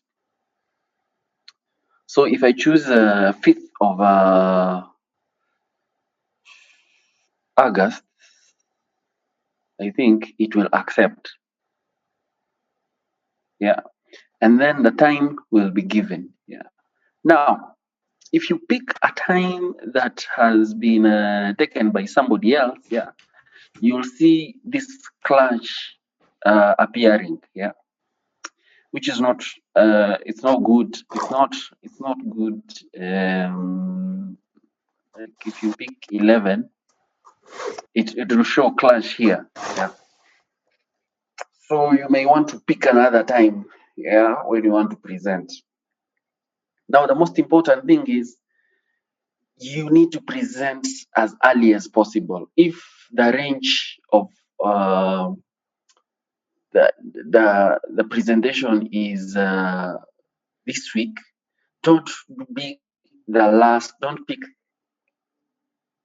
Don't wait until last minute to actually select your presentation day, because there will be so many clashes. Everyone will want to present, but there won't be enough space. Yeah, and that won't be good. So as soon as I publish this, yeah, I'll just modify the dates. Pick your date because it's fast come, fast serve. Yeah. If all slots are full, then it will be difficult for you to pick another time or date. Yeah, and that's not good for the records. Yeah, but that can be avoided if you choose your slot first.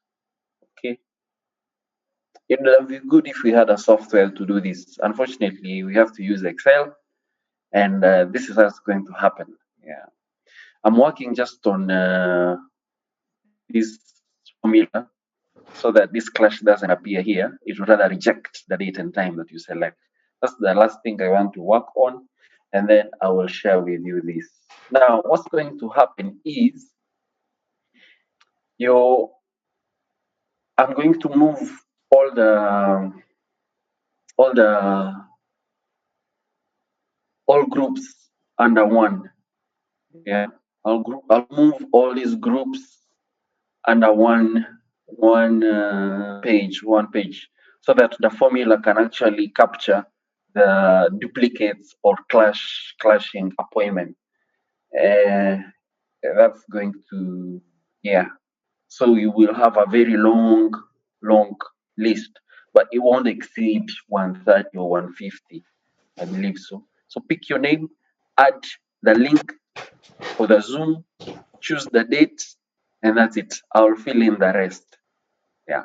Now, one last thing is when you copy the Zoom link, don't do the entire. Let me see if I go to this invite, copy link. When you so you just invite using the link. Yeah, that's okay. Don't you just copy the link. Don't copy the entire invitation. Yeah. I don't need this entire 4 lines invitation. No, I just need one line. It's one link. Yeah. Because if you use this entire link, something wrong is going to happen. You're going to delete other people's links. Let's say I've copied that and I want to put it here. Yeah, line 15. Paste. I don't know. You see, okay, this one is good. It has copied the entire in one box. But I experienced with other students where it was actually deleting subsequent links, and that's not good. So what you need to do is just to copy the link, just the link, only the link, and paste it there. So that's how we are going to have our assessment. You will generate the link, Brian. Yeah. You will generate the link and paste the link there. It's you actually inviting me to your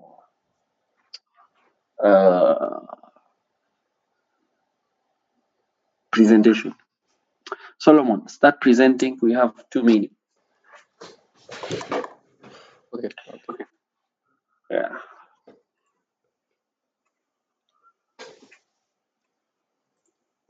Any questions as Solomon is setting up? I think it's straightforward. Yeah. Just get your good things ready. If you have any challenges, wow, this is quite some work. It's not much. All right. Go on. Okay, so this is also FL Studio 20. So if you were to start, so right at this point you can see the all the patterns you have. Like in this project, I have all these patterns. This one's on the side. And if you have libraries here, you can export your sound into the project by just dragging it in. Okay, for mine, it automatically just adjusts the tempo, which is here, which is the speed. And then your audio tracks, the one which you've put into the project, will appear here. So for those who have heard El Shaddai by Harris the Band and Sedo, this is like kind of a remix. These are the vocals. So it's just, this is the original tune. Like, can you hear the audio? Yeah. We can hear the audio. Okay.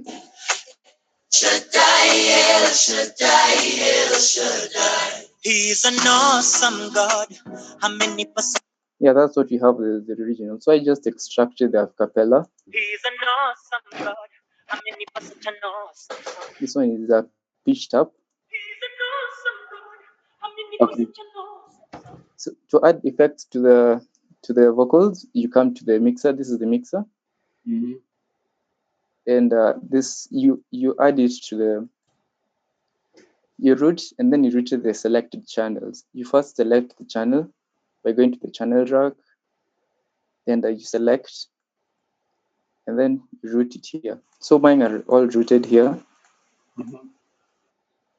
And you can add the effects here, right here.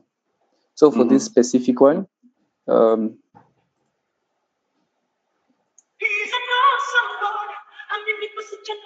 this is the one doing the pitching. Then this is the EQ to just cut out the low end, and reverb to increase the width, like room.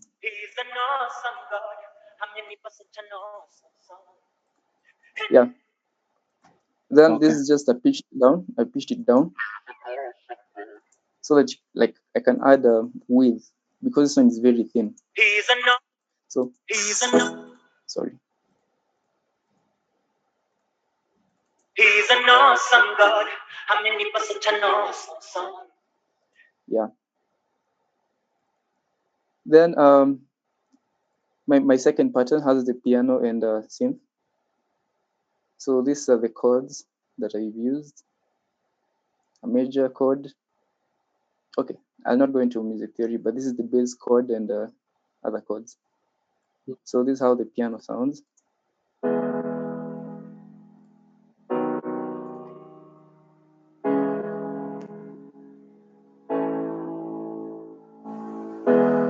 Yep, very sad. And then this is the synth.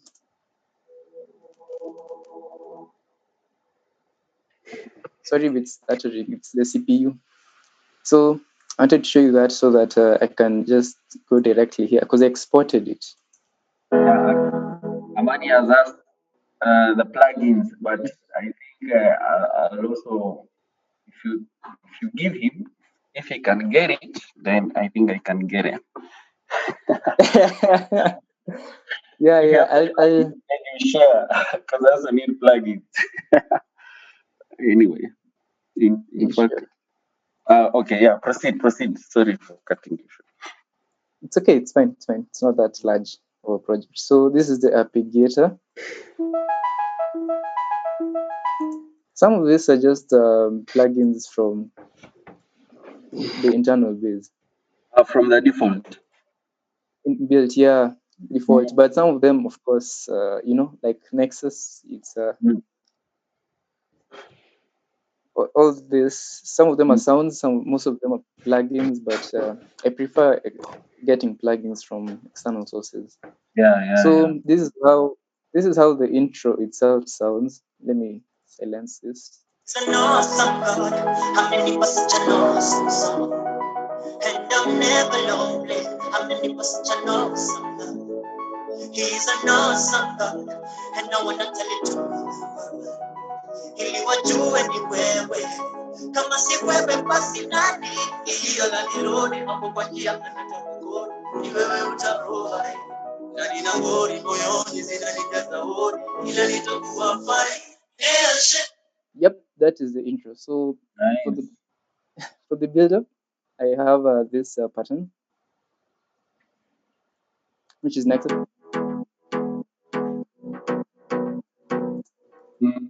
So this is piano. These pads, signs, yeah, like a plug.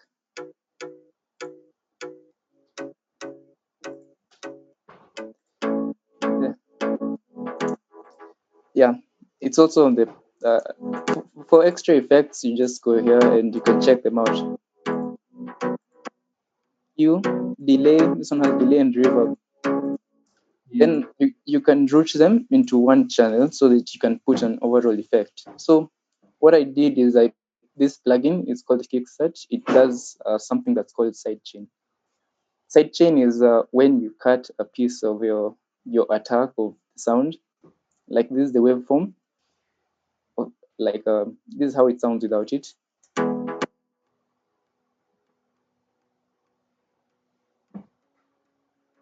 But with sidechain,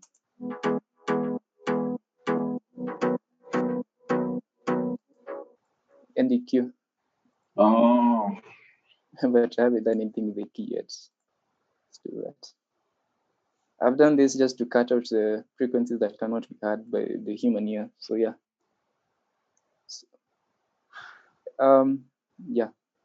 So what else do I have? Yeah, just another vocal, just to build up. Yeah. Amani was asking how you extract the vocals from a song like this one. Looks like you get it from anywhere, but you extract the vocals and now apply your instruments. Okay. There's a site I used, like you just upload the whole track and then it extracts the instrumental and the vocals for you. But there are also some AI software that you can use to extract. Okay. Yeah, because I tried that. Victor had suggested it automatically identifies the channel. Some files do identify the channel. If you exported probably a project entirely or something, but if it's an MP4 or MP3, I think it's hard. I tried with to reduce the noise, but I'd never succeeded. Yeah, it's not easy. It's not easy. Yeah. So the AI does most of the work because when you try and personally do it, it's a lot of work. And just uploading and downloading, it's easier, or using AI to extract, it's much easier. Okay. Shall I continue? Yeah, you have one pattern to go. The guy, I hope. Just do one pattern. Guys, get. I'm just going. Yeah? Yes, go on. I'll try to finish as fast as possible because I want to leave you guys here at the drop.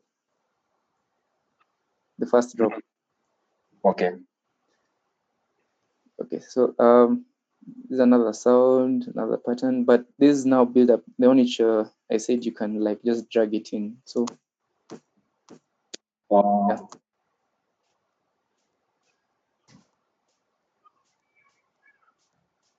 Then effects, like this is a riser.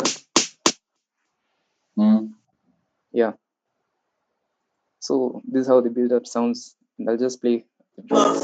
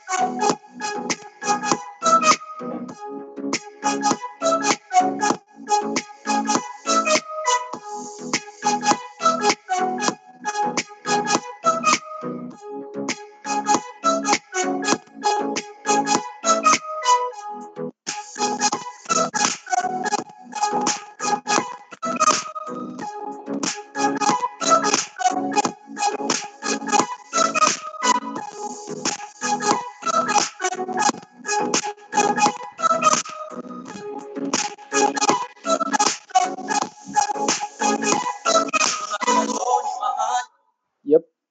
So that's what I have for the drop and the build up. Awesome. This is good. This is fantastic job. I think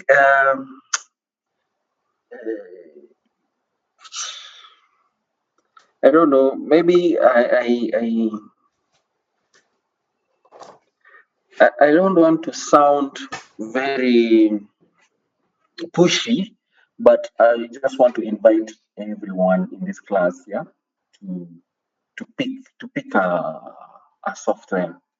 Pick your software, whether it's FL Studio, whether it's drawing, whether it's Illustrator, and while we are most of us are spending more time at home, yeah, let's learn a software, let's master something, let's do something with our free time that is not necessarily coding or configuring switches or pulling cables. Let's do something beyond beyond beyond what is on your degree certificate. You know, at the end of your certificate, everyone will get a certificate, ICS, BTC, but there will be someone who is better than you because they have an extra skill. Yeah. And this multimedia actually, it's just an eye opener. Yeah. I don't want to push you so much, but it's like Solomon and Amani and everyone else, probably Victor. I see these guys have skills and more extra skills beyond the certificate that we will all get, and this is the way to go. So each one of us, let's think of something we can do extra to the certificate we are going to get. Maybe actually, Solomon, you can put this in better words since these are your peers. Any neno kwa wananchi?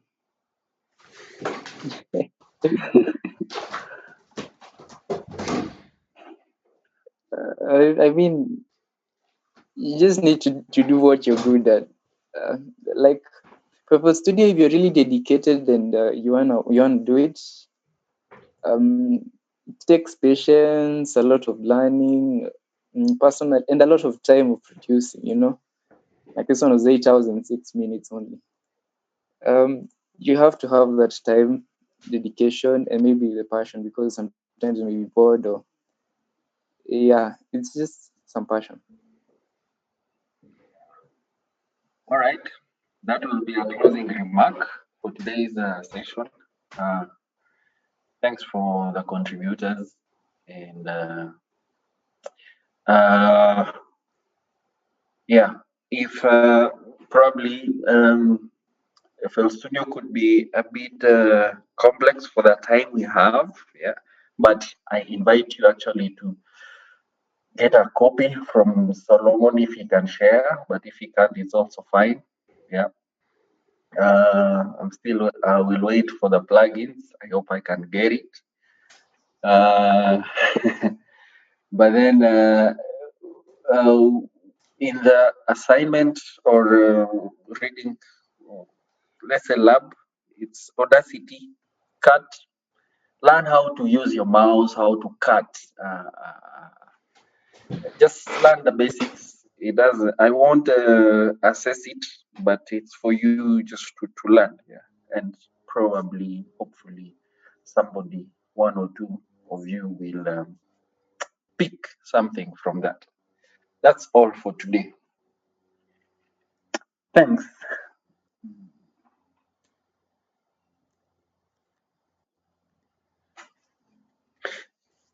Okay, I think we can sign out. I will let you go.